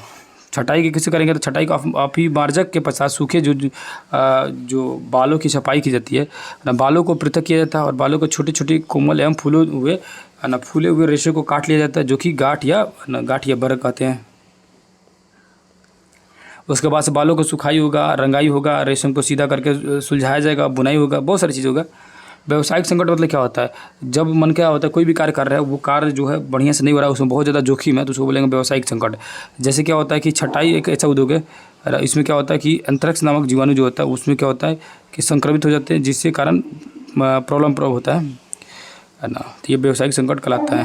1 मिनट आगे समझते हैं। व्यवसायिक संकट के बाद कि कोई भी व्यवसाय में जब संकट आने लगता है तो व्यवसायिक संकट कहेंगे। रेशम की कहानी है। रेशम की कहानी कई बार बताया हूँ कि एक रानी थी, और जो चीन की रानी थी सम्राज्ञी, वो जो चाय पी रही थी, बैठी हुई थी, उसमें उनके चाय में क्या हुआ कि रेशम के शहतूत के पेड़ पर से एक कीड़ा गिर गया। और उसके बाद चावा में से उसको निकाली तो एक रेशा टाइप का उसमें से निकलते हुए दिखा, बहुत चमक रहा था। उसके बाद से उसी तरह उनको पता चल गया धीरे धीरे। तो लंबा कहानी है। उसके बाद से शहतूत में के जितना भी वो सब कीड़ा था, लो लगा हुआ था शहतूत के पेड़ पर, जो रेशम के कीड़ा, रेशम के कीट को ला के उसी तरह किया गया। शुरुआत में उसमें से धागा निकालने की कोशिश किया तो नहीं निकल रहा था। तो बाद में इनके दिमाग में आया कि वो गर्म चाय में गिरी थी तो चाय में डाला गया, फिर समझ आया कि नहीं गर्म पानी से हो जाएगा। तो वो सारी चीज़ें था। उस तरह रेशम पर उनका अधिकार हो गया, मतलब रेशम बनाना शुरू कर दिया लोग। और रेशम बहुत खूबसूरत था। रेशम आप जन्मे करते हैं, उसका कढ़ाई खूब करता है, डिजाइन वगैरह पर शेरवानी पर लगाया जाएगा या बहुत सारी चीज़ों पर ना। तो वो रेशम बेचने के लिए पूरी दुनिया पे एक अपना रोड ही बना दी, अलग स्पेशल रोड, जिसको सिल्क रूट या रेशम मार्ग कहा जाने लगा। बाद में जो कनिष्क थे भारत के जो शासक, वो उस पर कब्जा किए, तब जाके रेशम को हम लोग भी पता चला या हम लोग भी इसका अधिकार में आया। ये रेशम की पूरा कहानी दिया हुआ कि कब किसको क्या बोलेंगे, तो इसको थोड़ा जान लिया जाएगा क्योंकि क्वेश्चन पूछता है, इसमें से एक क्वेश्चन रहता है। ठीक है, यहाँ देखेंगे सामान्य कीट के जीवन की 4 अवस्थाएं। मादा रेशम की कीट के जो अंडे जो देती है उसको बोलते हैं, उसमें से जिसमें से लार्वा निकलता है। तो जो मादा जो रेशम कीट होती है वो अंडा देती है, उसमें से क्या निकलेगा, लार्वा निकलेगा। लार्वा शहतूत की पत्ती को खाते रहते हैं, यानी लार्वा जो रहता है वो क्या करता है, शहतूत की पत्ती को खाते रहता है। लार्वा पतले चार के रूप में प्रोटीन से बना, पतले चार के लार्वा पतले तार जो होता है ना, पतला एकदम तार के रूप में प्रोटीन से बना एक पदार्थ को स्रावित करता है, यानी कि पत्ता खाता है शहतूत का और तार की तरह एकदम पतला पतला ना कोई प्रोटीन जो अपने शरीर से निकालते रहता है। जो कठोर होकर क्या होता है कि रेशा बन जाता है और लार्वा इन रेशों को स्वयं को ऊपर ढक लेता है। मतलब समझिए कि एक अपना कवर बनाते रहता है, निकाल के कवर बनाते रहता है और कवर बना के उसको ढकते रहता है अपने शरीर को। किस तरह का एक प्रोटीन तक रेशा टाइप का, तार टाइप का निकाल के और अपने आप के ऊपर ऐसे लेपट के अपने आप को ढकते रहता है। ठीक है, और उसके अंदर वो क्या होता है, अंदर चुपचाप रहता है और अंदर चुपचाप बैठा रहता है। जब पूरी तरह से लेपट लेता है तो उस आवरण को बोलते हैं कोकून। यानी कोकून क्या बोलेंगे, जब उसके ऊपर जो तार जो है प्रोटीन के तार वो लेपटा गया है। पूर्ण विकसित होने के पश्चात ये इसको क्या बोलते हैं, कोकून को तोड़कर उससे कीट को बाहर निकाल देता है। गर्म किया जाता है ना तो कीट वो बाहर निकल जाता है और उसको जो तारवा था वो तारवा निकल गया और तार को निकाल के आप आराम से क्या कर सकते हैं, यूज कर सकते हैं। अब यहाँ देखिए रेशम के कीट का पालन जो होता है, रेशम के कीट के पालन देखेंगे तो लार्वा क्या होता है कि शहतूत की ताज़ी पत्तियों के साथ साथ बांस की स्वच्छ ट्रे में रखा जाता है। तो क्या कहता है, शहतूत के पेड़ के साथ इसको बांस के स्वच्छ ट्रे में रखा जाता है ना। कोकून के भीतर जो होता है प्यूपा विकसित होता है। क्या होता है भैया, तो कोकून के जो भीतर होता है जो विकसित होते रहता है जो जीव, उसको बोलेंगे प्यूपा। ये जी रेशो क्या करता है, रेशो से निकालने से लेकर उससे धागे बनाने की प्रक्रिया तक रेशम की रीलिंग कहा जाता है। तो रेशम को क्या होता है, ये क्वेश्चन पूछ सकता है, रेशम को निकालने से लेकर, रेशम यानी निकालने से लेकर उससे धागे बनाने की पूरी प्रक्रिया को रीलिंग बोलते हैं। क्या बोलते हैं भैया, रीलिंग बोला जाता है, याद रखिएगा। ठीक है, इस बात को आप लोग याद रखिएगा। आगे जी तसर सिल्क जो देखेंगे, तसर सिल्क कीट, ये तो अपना भागलपुर में मिलता है इसी प्रकार के साथ तसर रेशा। आगे जी अगले पेज में आते हैं, यहाँ देखेंगे अम्ल, क्षार और लवण को समझते हैं। अम्ल, क्षार, लवण। अम्ल, अब देखिए कोई भी चीज़ या तो अम्लीय होगा, क्षारीय होगा या लवणीय होगा। जो स्वाद में खट्टा होता है उसको अम्ल बोलते हैं, जो स्वाद में कड़वा होता है उसको क्षारीय बोलते हैं, जो स्वाद में नमकीन होता है उसको लवणीय बोलते हैं। अम्ल और क्षार दोनों एक साथ मिल जाता है तो लवण बन जाता है। ठीक है ना। अब बहुत सारे तरीका होता है अम्ल जांच करने का। लिटमस पेपर जांच करते हैं, उसके बाद हल्दी के पेपर से, हल्दी पत्र होता है उससे जांच करते हैं, बहुत सारी चीज़ों से जांच करते हैं हम लोग। ठीक है, नींबू का रस जैसे मान के खट्टा है तो उससे जांच करेंगे लोग कोई चीज़ अम्लीय कैसे है, क्षारीय कैसे। तो कोई भी स्वाद में जो क्या लगेगा, खट्टा लगेगा तो वो अम्लीय है, कड़वा लगेगा तो क्षारीय है। अब यहाँ ये लिटमस पत्र की कहानी बता रही है। ये लिटमस पेपर देखिए जैसे छुटका जांच कर रहा है। अब ये अम्ले का जो लिटमस पेपर होता है ना, लिटमस पेपर को, नीला लिटमस पेपर को लाल कर देता है। इसको एक ट्रिक है, बहुत शानदार ट्रिक है। बचपन से मैं जब पढ़ता था अपने 9th क्लास में या 6-7 क्लास में, ये किस क्लास का, 7th क्लास का ना, तो उस समय मुझे जो मेरे सर थे, मेरे जो गुरुजी थे वो याद कराए थे। एक ट्रिक था अनील, क्या है याद कीजिएगा, अनील। ठीक है, इसको कैसे, तो अ से याद कर लीजिए क्या, अम्ल। क्या भैया, अम्ल। ठीक है, अम्ल। और नी से नीला को लाल में कन्वर्ट करेगा, यानी कि अम्ल क्या करता है, नीले लिटमस पेपर को लाल लिटमस पेपर में चेंज कर देता है। ये क्या होता है, मान चलिए होता क्या, जैसे लिटमस पेपर ले ली, एक नीले कलर का एक लाल कलर का लिटमस पेपर ले ली ना, तो नीला कलर का लाल लिटमस पेपर, नीला और लाल दो तरह का लिटमस पेपर ले लिए, दोनों पे क्या किए, नींबू के रस को या कोई भी खट्टे चीज़ का रस इस पर भी डाले, इस पर भी डाले। ये मान के चलिए कौन था, रेड वाला था, और ये नीला यानी ब्लू कलर का था, ठीक है, ब्लू कलर का था। अब जो रेड वाला जो लिटमस पेपर है वो कोई प्रभाव ही नहीं पड़ा, कुछ नहीं हुआ, जैसे था वैसे ही है। लेकिन जो नीला वाला जो लिटमस पेपर है वो क्या हो गया, नीला वाला लिटमस पेपर ब्लू वाला जो लिटमस पेपर था वो रेड में चेंज होने लगा। इसका मतलब क्या था कि ये जो पदार्थ है वो क्या हो गया, अम्लीय हो गया, ये अम्ल है। इसी तरह जांच किया जाता है, ठीक है। अब सेम उसी तरह उसका क्षारीय होता है, यानी समझ गए कि नीला लाल में कन्वर्ट हो रहा था यानी अम्ल, तो लाल नीला में अगर कन्वर्ट होगा यानी सेम उसी तरह डाले फिर दूसरे लिटमस पेपर पर, तो इस बार क्या हुआ कि नीला पर डाले तो कोनो चेंजिंग नहीं हुआ, लेकिन लालका पर डाले तो लालका बदल के नीला में बदल गया। तो लाल नीला में बदल रहा है, इसका मतलब क्या है, वो क्षारीय है। और नीला लाल में बदल जा रहा है तो उसका मतलब क्या है, अम्लीय है। उस तरह पकड़ने का तरीका क्या होता है, एक ट्रिक से, और नील अम्ल क्या होता है, नीले से को लाल में बदलता है लिटमस पेपर को, ठीक है। अब दोनों एक साथ जब मिला दीजिएगा अम्ल और लवण को भी, तो वो क्या हो जाएगा, वो विलयन जो होता है या वो पदार्थ जो होता है क्या कहलाता है, वो कहलाएगा क्या कहलाएगा, आपका उदासीन कहलाएगा, ठीक है। आ गया जी। यहाँ देखेंगे सॉरी एक सेकंड, यहाँ पे आएंगे तो यहाँ पे देखेंगे तो क्या लिखा है कि अम्ल का नाम लिखा है, बहुत सारे अम्ल का है ना, एसिटिक अम्ल लिखा है सिरका में। और इससे से एक क्वेश्चन तो आपका चिपकना ही है, पीआरटी में आप लोगों का या किसी भी एग्जाम में, है ना, चाहे 6 to 8 एग्जाम हो, उसमें एक क्वेश्चन चिपकना है। चाहे आप एसएससी की तैयारी कर रहे होंगे, किसी भी एग्जाम की तैयारी कर रहे हैं, ये बहुत इंपॉर्टेंट है। और खासकर मैं बनाता हूँ, भले बीपीएससी टीआरई करके बनाता हूँ, लेकिन याद रखिए आपके ग्रुप में, आपके दोस्त में जितने भी लोग होंगे जो किसी भी एग्जाम की तैयारी कर रहे होंगे, तो उनके लिए भेज सकते हैं, क्योंकि बुक वो भी ऑथेंटिक बुक, यानी कि एससीईआरटी और एनसीईआरटी ये जो पढ़ रहा है ना, उसको समझिए कि किसी गाइड का किसी भी चक्कर को फिलहाल में पढ़ने की जरूरत नहीं है। वो लास्ट में एग्जाम के समय में मन करता है तो सेट लगाइए, मन करता है देखिए, लेकिन ये बहुत तगड़ा होता है। और बिहार का जो एग्ज़ाम हो रहा है ना टीचर वाला, वो तो किताब से ही पढ़ना है, उसको किसी गाइड की जरूरत भी नहीं है, क्योंकि टीचर को, शिक्षक को अपने किताब के बारे में बेहतर तरीके से जानना है, और उसके अंदर से ही दे रहा है। 90% क्वेश्चन किताब के अंदर से रह रहा है, बाहर के ही क्वेश्चन 10% रहते हैं। तो आप 10% के चक्कर मत पड़िए, हो सकता है कि 40 में आपका हो सकता है कि 35-36 क्वेश्चन जो है किताब में से मिल जाए, 3-4 क्वेश्चन जो है वो बाहर से आए। तो 3-4 चक्कर के क्वेश्चन में आप बहुत समय बर्बाद करेंगे। किताब को खूब पढ़ेंगे, खूब रीडिंग डालेंगे, बार बार देखेंगे, तो आपका 40 में 35+ तक पहुंच जाएगा, 35 तक सही होगा। और बहुत ख़राब होगा तो 32-33 जाएगा, है कि नहीं। उस तरह सारे सब्जेक्ट में ला रहे हैं तो आप कम से कम पहुंच गए, तीनों मिला के पहुँच जाएगा 95-100 तक पहुंच जाइएगा, है ना। इतना तो बेटर वहाँ तक जरूर पहुंच जाएगा। और इतनी बेहतर नंबर ला पाना सबके बस की बात नहीं रहती, है ना। जो बहुत ज़्यादा नंबर ला रहा है ना, वो तो या तो बहुत ब्रिलियंट होगा या तो शॉर्टकट तरीका होगा, दोनों चीज़ें समझ रहे हैं आप लोग, है कि नहीं है। आगे जी। और बहुत ब्रिलियंट आदमी बहुत रेयर में बहुत कम है ना, जो यूपीएससी लेवल की तैयारी कर रहा हो, यूपीएससी छठा के इसमें आया हो, ऐसे बहुत कम मिलेंगे, ठीक है। तो जो बोल रहा है ना कि 120 में 110 आ गया, 100 आ गया, 105 आ गया, तो या तो वाकई में वो बहुत तेज़ होंगे, है ना, नहीं तो दूसरा रीज़न यही होगा कि शॉर्टकट रास्ता होगा, दूसरा कुछ नहीं हो सकता, है ना। जो सिंपल बात है कि जो पकड़ा गया वो चोर, जो नहीं पकड़ा है वो तो जब तक नहीं पकड़ा तब तक तो उसको लोग शरीफे बोलेगा, है कि नहीं है। ऐसा तो है ही, क्योंकि मैं अपने खुद बहन का सिस्टर के बना पर तैयार कराया था।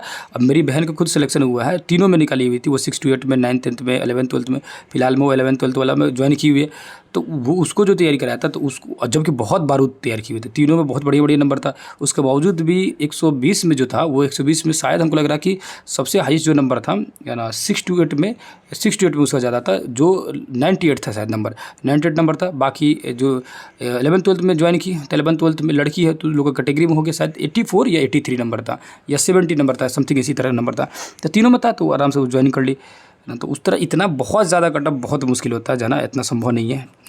आइए यहाँ पर, है ना। तो एसिटिक अम्ल देखेंगे। एसिटिक अम्ल जो है ये क्या है, तो सिरका में जो अम्ल पाया जाता है, सिरका आप लोग पिए होंगे लोग, है ना। आप लोग स्टेशन वगैरह पर देखते होंगे, बड़ा सा ड्राम टाइप का रखा होगा सब ऐसे, है ना, ये ऐसे रखा होगा सब, उसमें देखेंगे ऐसे निकाल के और नींबू वगैरह ऐसे डाल के देता होगा सब। तो सिरका में क्या होता है, एसिटिक अम्ल होता है। फार्मिक अम्ल किस में होता है, तो चींटी के डंग, चींटी जो काट रही है ना, उसमें फार्मिक अम्ल होता है। साइट्रिक जो अम्ल होता है नींबू के रस में होता है और संतरे के रस में, है ना। तो नींबू संतरा के रस में क्या होता है, साइट्रिक अम्ल या सिट्रस अम्ल भी इसको कहा जाता है। लैक्टिक अम्ल जो होता है वो दही में होता है, दूध से दही जमना, इसी लैक्टोबेलिसिस की प्रक्रिया भी कहलाता है, लैक्टिक अम्ल के कारण ही होता है ना। ऑक्जेलिक जो अम्ल होता है वो पालक में होता है, याद रखिए ऑक्जेलिक अम्ल पाया जाता है किसमें, पालक में। एस्कार्बिक अम्ल जो होता है विटामिन सी में, जैसे आंवला में, सिट्रस फलों में पाया जाता है, ठीक है।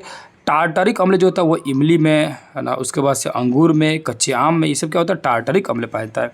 आगे जी, अब यह लिखा है कैल्शियम हाइड्रोक्साइड, ये क्या है, तो चूने का पानी बोला जाता है कैल्शियम हाइड्रोक्साइड, ठीक है। उसके बाद लिखा है कि अमोनिया हाइड्रोक्साइड, खिड़की के जो कांच आदि जो साफ़ करने के लिए उपयुक्त जो मार्जक होता है, जो आप लोग क्लीनर जो रखते होंगे साफ़ करने के लिए, वो अमोनियम हाइड्रोक्साइड नहीं रखते क्लीनर, जैसे खिड़की को मारते हैं उसको पूरा साफ़ कर देते हैं, फ्रिज वगैरह साफ़ करने के लिए, शीशा वाला जो भी चीज़ रहता है साफ़ करने के लिए। सोडियम हाइड्रोक्साइड, पोटेशियम हाइड्रोक्साइड क्या होता है, तो साबुन होता है। सोडियम हाइड्रोक्साइड और पोटेशियम हाइड्रोक्साइड क्या होता है, सोडियम हाइड्रोक्साइड।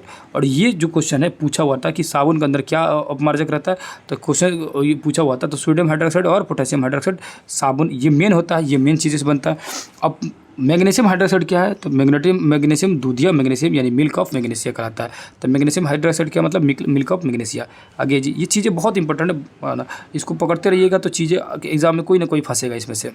यहाँ जी, उदासीनीकरण अभिक्रिया मतलब उदासीनीकरण अभिक्रिया किसे कहते हैं, है ना, तो यानी कि उदासीनीकरण का मतलब सिंपल समझिए, है ना, कि सिंपल अगर कहा जाए तो अम्ल एवं क्षार दोनों की प्रकृति लुप्त हो जाए, पूरी गायब हो जाए, और इस प्रकार बना हुआ विलयन जो होता है ना ही अम्लीय होगा ना ही क्षारीय होगा, तो उसको क्या बोलेंगे, उदासीनीकरण बोलेंगे। यानी जितना अम्ल था उतना क्षार ले दे, दोनों मिलकर एक नया मतलब न्यूट्रल हो गया, तो न्यूट्रल बोले उदासीनीकरण हो गया, ठीक है। अब लवण किसे कहते हैं, लवण तो बता ही चुका है, जब अम्ल और क्षार दोनों आपस में मिलता है उसको लवण कहते हैं। यानी उदासीनीकरण प्रक्रिया द्वारा जो नया पदार्थ तैयार होता है उसको हम लोग लवण कहते हैं। जैसे अम्ल क्षार मिला तो लवण बना, उसके साथ जल और ऊष्मा भी निकलता है। जैसे यहाँ देखेंगे तो ये HCl अम्ल है और NaOH ये क्या है, सोडियम हाइड्रोक्साइड, ये क्षार है। तो अम्ल और क्षार दोनों मिला तो लवण बना, क्या बोला, NaCl बना यानी सोडियम क्लोराइड। उसके बाद H2O जल बना और उसका ऊष्मा भी साथ में निकला।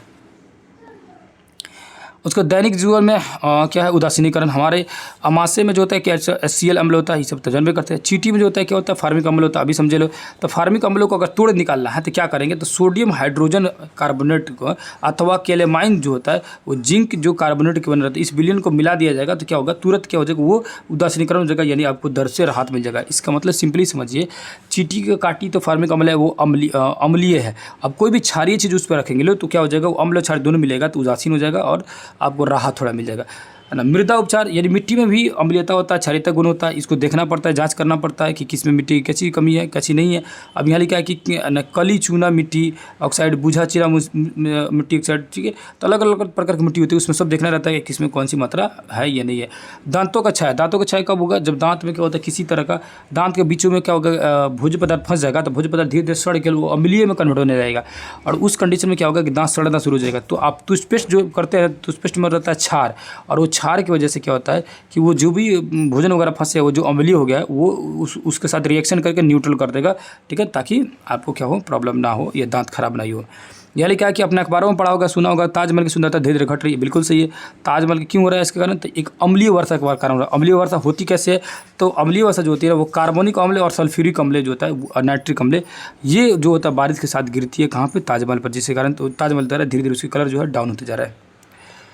अगले चैप्टर आ रहे भैया 13 नंबर चैप्टर, मिट्टी के बारे में जानते हैं। मिट्टी के बारे में जानते हैं, मिट्टी क्या है, मिट्टी का निर्माण जो होता है हजारों वर्षों के बाद चट्टानों को टूटने के बाद, देखिए चट्टान टूट के घिस के धीरे धीरे बारूक चूड़ों में बदलता है, वो बारूक चूड़ों पर तापमान, दबाव, वायुमंडलीय बहुत सारी चीज़ें प्रभाव पड़ते हैं, तब जाकर वो मिट्टी का निर्माण होता है। 1 सेंटीमीटर मिट्टी बनने में हजारों सैकड़ों वर्ष लग जाता है। अब यहाँ लिखा है मिट्टी के परत, मिट्टी के परत दिखा, और ये गिलास से दिया, जबकि इसको 8 क्लास में बहुत डिजाइन से बढ़िया से दिया होता है। सबसे नीचे होता है बजरी, बालू, उसके बाद ऊपर थोड़ा सा मिट्टी, तब उसके बाद हल्का जल, तब ह्यूमस होता है। इसमें क्या मिट्टी के लेवल बताए कि कौन सा मिट्टी कहाँ होती है। यहाँ देख सकते हैं, यहाँ पर जैसे दिया हुआ है ना, बजरी है पूरी तरह से, उसके बाद थोड़ा सा बालू वाला है, उसको थोड़ा थोड़ा ऊपर आएंगे तब जाकर ह्यूमस यानी मिट्टी मिलेगा, उपजाऊपन। अब मिट्टी का 3 प्रकार देखा, बलुई मिट्टी, चिकनी मिट्टी और दोमट मिट्टी। क्या होता है भाई, तो यहाँ देखिएगा तो क्या होता है भैया, तो मिट्टी देखेंगे, मिट्टी में क्या होता है 3 प्रकार, एक तो होता है बलुई, एक होता है चिकनी और एक होता है दोमट। क्या होता है भैया, दोमट होता है। बलुई में जिसमें बालू की ज़्यादा मात्रा हो बलुई मिट्टी बोलेंगे। चिकनी यानी जिसमें चिकनी मिट्टी यानी कि जिसमें बालू की मात्रा थोड़ा भी नहीं हो, है ना, पूरी तरह से चिकनी हो तो चिकनी मिट्टी, और जिसमें दोनों मिक्स रहे उसको दोमट मिट्टी बोलेंगे। क्या बोलेंगे, दोमट मिट्टी बोलेंगे। आगे जी,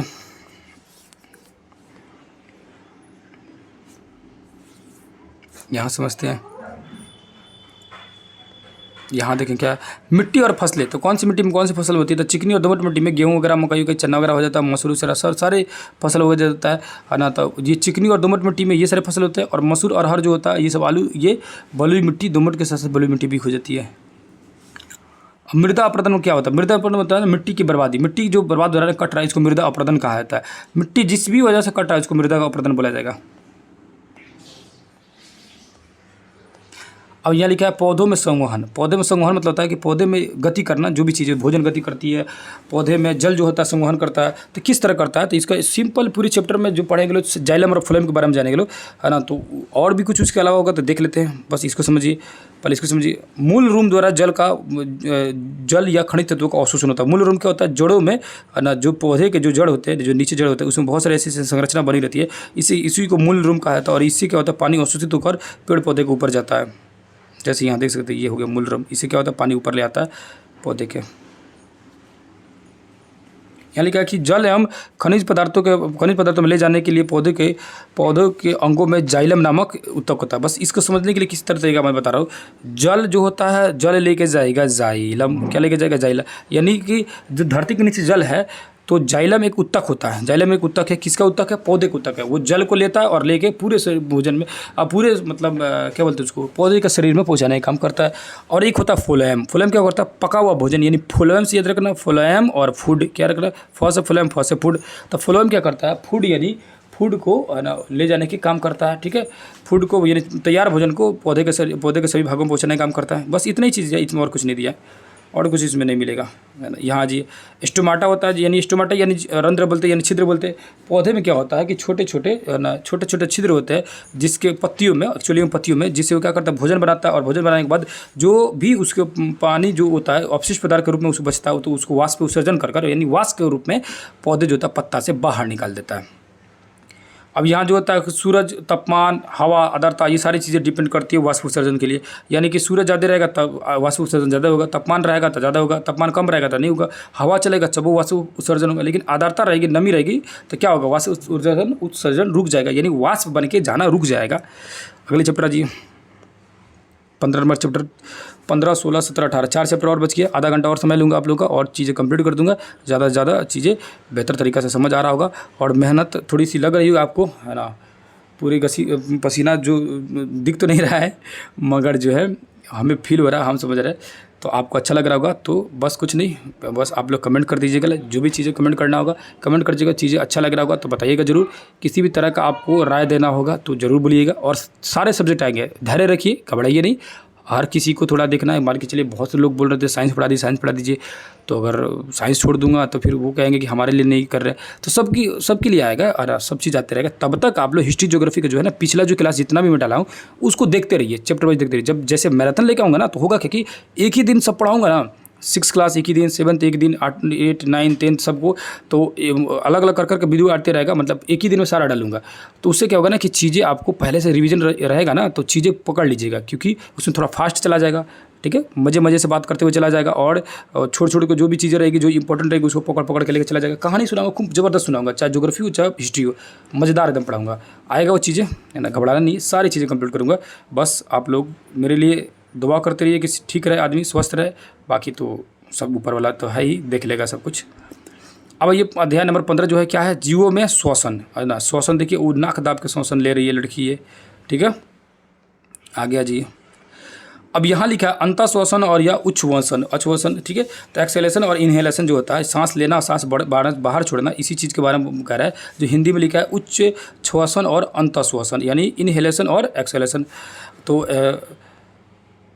किधर गया? यहाँ इसमें दिया है, जैसे कि आप सभी को पहले से पता है कि हम लोग क्या करते हैं लोग। अब पौधे में बात किया जाए और मनुष्य में बात किया जाए या जीव जंतु बात किया जाए, जीव जंतु क्या करेगा?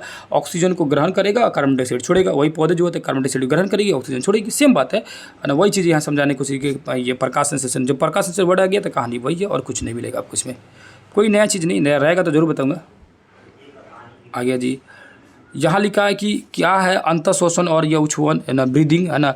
उसका श्वसन जो है, रेस्पिरेशन जो है, ये क्या है? तो इस चीज़ों के बारे में समझाया है कि ये कौन कौन सी क्रिया, इस क्रिया को इसको एक बार देख लीजिएगा। ठीक है, इसमें जो है ये जरूरी है, ये कोशिकाओं के बाहर होने वाली क्रिया है, ये कोशिकाओं के अंदर होने वाली क्रिया है। यानी कोशिकाओं को जो बाहर ही होती है, जैसे बाहर सांस लेते हैं, बाहर सांस छोड़ते हैं, तो ये क्या हो गया? अंतःश्वसन या उच्छ्वन के, यानी सांस लेना सांस छोड़ना कहलाएगा। लेकिन कोशिका के भीतर जो होती है उसको बोलेंगे श्वसन क्रिया। ठीक है, और ये जो क्रिया होती है क्या, ऊर्जा जो होती है खर्च होती है, और इसमें क्या होती है? इस क्रिया में ऊर्जा मुक्त होती है। आ गया जी। एंजाइम एक प्रकार का क्या होता है? प्रोटीन होता है जो भोजन को पचाने का काम करता है। यहाँ देखेंगे तो ग्लूकोज और ऑक्सीजन मिलकर कार्बन डाइऑक्साइड और जल ऊर्जा और आदि सारी बना रही है। यहाँ देखेंगे तो लिखा हुआ क्या, यीस्ट एक कोशिकाओं का सूक्ष्म जीव है जिसे अनऑक्सीशोषण क्रिया खत्म होती है ना, इथाइल अल्कोहल बनता है। यीस्ट का प्रयोग अंग्रेजी शब्द वाइन बियर यानी वाइन बियर से हुआ है तथा पाव रोटी बिस्कुट उद्योगों में इसका उपयोग किया जाता है। यीस्ट आप लोग बता चुके वही किण्वन प्रक्रिया जोला यहाँ कह रहा है कि ऑक्सीजन की अनुपस्थिति में ग्लूकोज को अल्कोहल में अपघटित करना क्या करता है, किण्वन या फर्मेंटेशन कहलाता है, फर्मेंटेशन। तो ये फर्मेंटेशन मतलब किण्वन जो होता है ये क्या होता है कि जो ऑक्सीजन जो होता है वो ऑक्सीजन की अनुपस्थिति में यानी कि एब्सेंट रहेगा जब ऑक्सीजन, तब ग्लूकोज को अल्कोहल में चेंज करेंगे तब उसको क्या बोलेंगे, किण्वन कहलाता है। क्या उसको बोलेंगे, किण्वन कहा जाएगा। ऑक्सीशोषण और अनऑक्सीशोषण सेम बात हो गया। ऑक्सीशोषण इसको बोलेंगे जो ऑक्सीजन की उपस्थिति में, और अनऑक्सी मतलब ऑक्सीजन की अनुपस्थिति में। अब यहाँ लिखा है कि मानव में श्वसन जो होता है, देखिए चलिए हम सांस लेते लो नाक से नसा द्वार, फिर नसा द्वार से ना श्वास नली से आगे जाएगा, श्वास नली से यानी ये नसा द्वार से इंटर किया, श्वास नली से अंदर गया सांस, ठीक है। श्वास लेने के बाद जो अंदर जाएगा, अंदर यानी लिए और अंदर गया, अंदर जाने के बाद ये फेफड़ा के माध्यम से इधर और इधर दोनों तरफ जाएगा, यहाँ आएगा।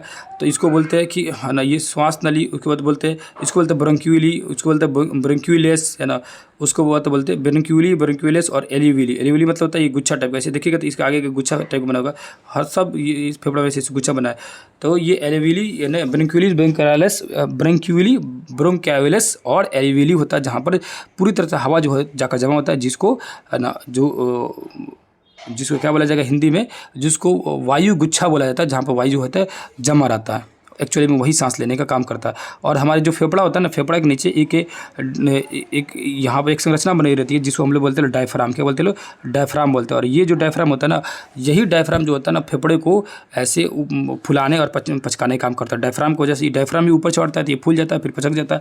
तो डायफ्राम की वजह से ही हम लोग का जो फेफड़ा होता है फूलते पचते रहता है, यानी पंप होते रहता है। सिंपली समझिए, जो गर्भवती महिला होती है ना, इसका डायफ्राम क्या होता है, चौड़ा हो जाता है। जिससे क्या होता है, डायफ्राम चौड़ा हो जाता है, मतलब क्या होता है, ये जैसे जैसे पेट फूलते जाएगा वैसे वैसे क्या होगा, डायफ्राम ऊपर की तरफ बढ़ते जाएगा। जिससे क्या होगा, इसको संकुचन करने में और ये पचकने में और फूलने में, या इसको फेफड़ा को मूविंग कराने में थोड़ी सी क्या होगी, दिक्कत होने लगी, जिससे उनको सांस लेने में प्रॉब्लम होता है। याद रखिएगा, देखिए गर्भवती महिलाएं को जितने लास्ट समय तक रहेगा ना उतने सांस लेने में प्रॉब्लम होगा। आगे जी वही डायफ्राम के चक्कर दिए यहाँ देखेंगे तो ये डायफ्राम जो होता है ऐसे होता है, ऐसा नहीं होता। आगे जी यहाँ लिखा है क्या, ऑक्सीजन में जो होता है ना, ऑक्सीजन को लेके कौन जाता है, यानी फेफड़े में हम लोग जहाँ सांस लेते हैं तो सांस लेने के क्रम में पूरा हवा अंदर जाता है। हवा में क्या है, नाइट्रोजन है, ऑक्सीजन है, कार्बन डाइऑक्साइड है, बहुत सारी चीज़ें हैं। तो उसमें से क्या होता है कि नाइट्रोजन तो हुबहू पूरा का पूरा निकल जाता है। अब ये जो बच गया, ये ऑक्सीजन बच गया, ये ऑक्सीजन बच गया, उसके बाद कार्बन डाइऑक्साइड बच गया, इसको क्या करेगा लोग, तो इसमें से ऑक्सीजन रह जाता है, बाकी सारी चीज़ें धीरे धीरे निकल जाती है। ऑक्सीजन जो रह जाता है ना, ऑक्सीजन जो हम लोग जो हवा से लिए लो कितना 21% लिए लो, है ना, 20.99 होता है, यानी 21% ऑक्सीजन को हम लोग ग्रहण किए लो। ऑक्सीजन जब हमारे फेफड़े के अंदर गया तो फेफड़े में ब्लड रहता है, ब्लड मौजूद रहता है। ब्लड के अंदर होता है हेमोग्लोबिन, वो ऑक्सीजन को देखता है तो ऑक्सीजन को तुरंत दोस्ती कर लेता है और ऑक्सीजन को पकड़ लेता है और ऑक्सीजन के लेके शरीर के विभिन्न अंगों तक ले जाता है, घुमा घुमा के दिखाने के लिए, मतलब शरीर के विभिन्न अंगों तक पहुँचा देता है। आगे जी यहाँ देखेंगे तो मछलियों की जो होती है, मछलियाँ जो सांस लेती है, मछलियाँ और वो गलफड़े से वगैरह सांस लेती है, वही चीज़ दी है। मछलियाँ जो होती है इनकी ये गलफड़ा सांस लेती है।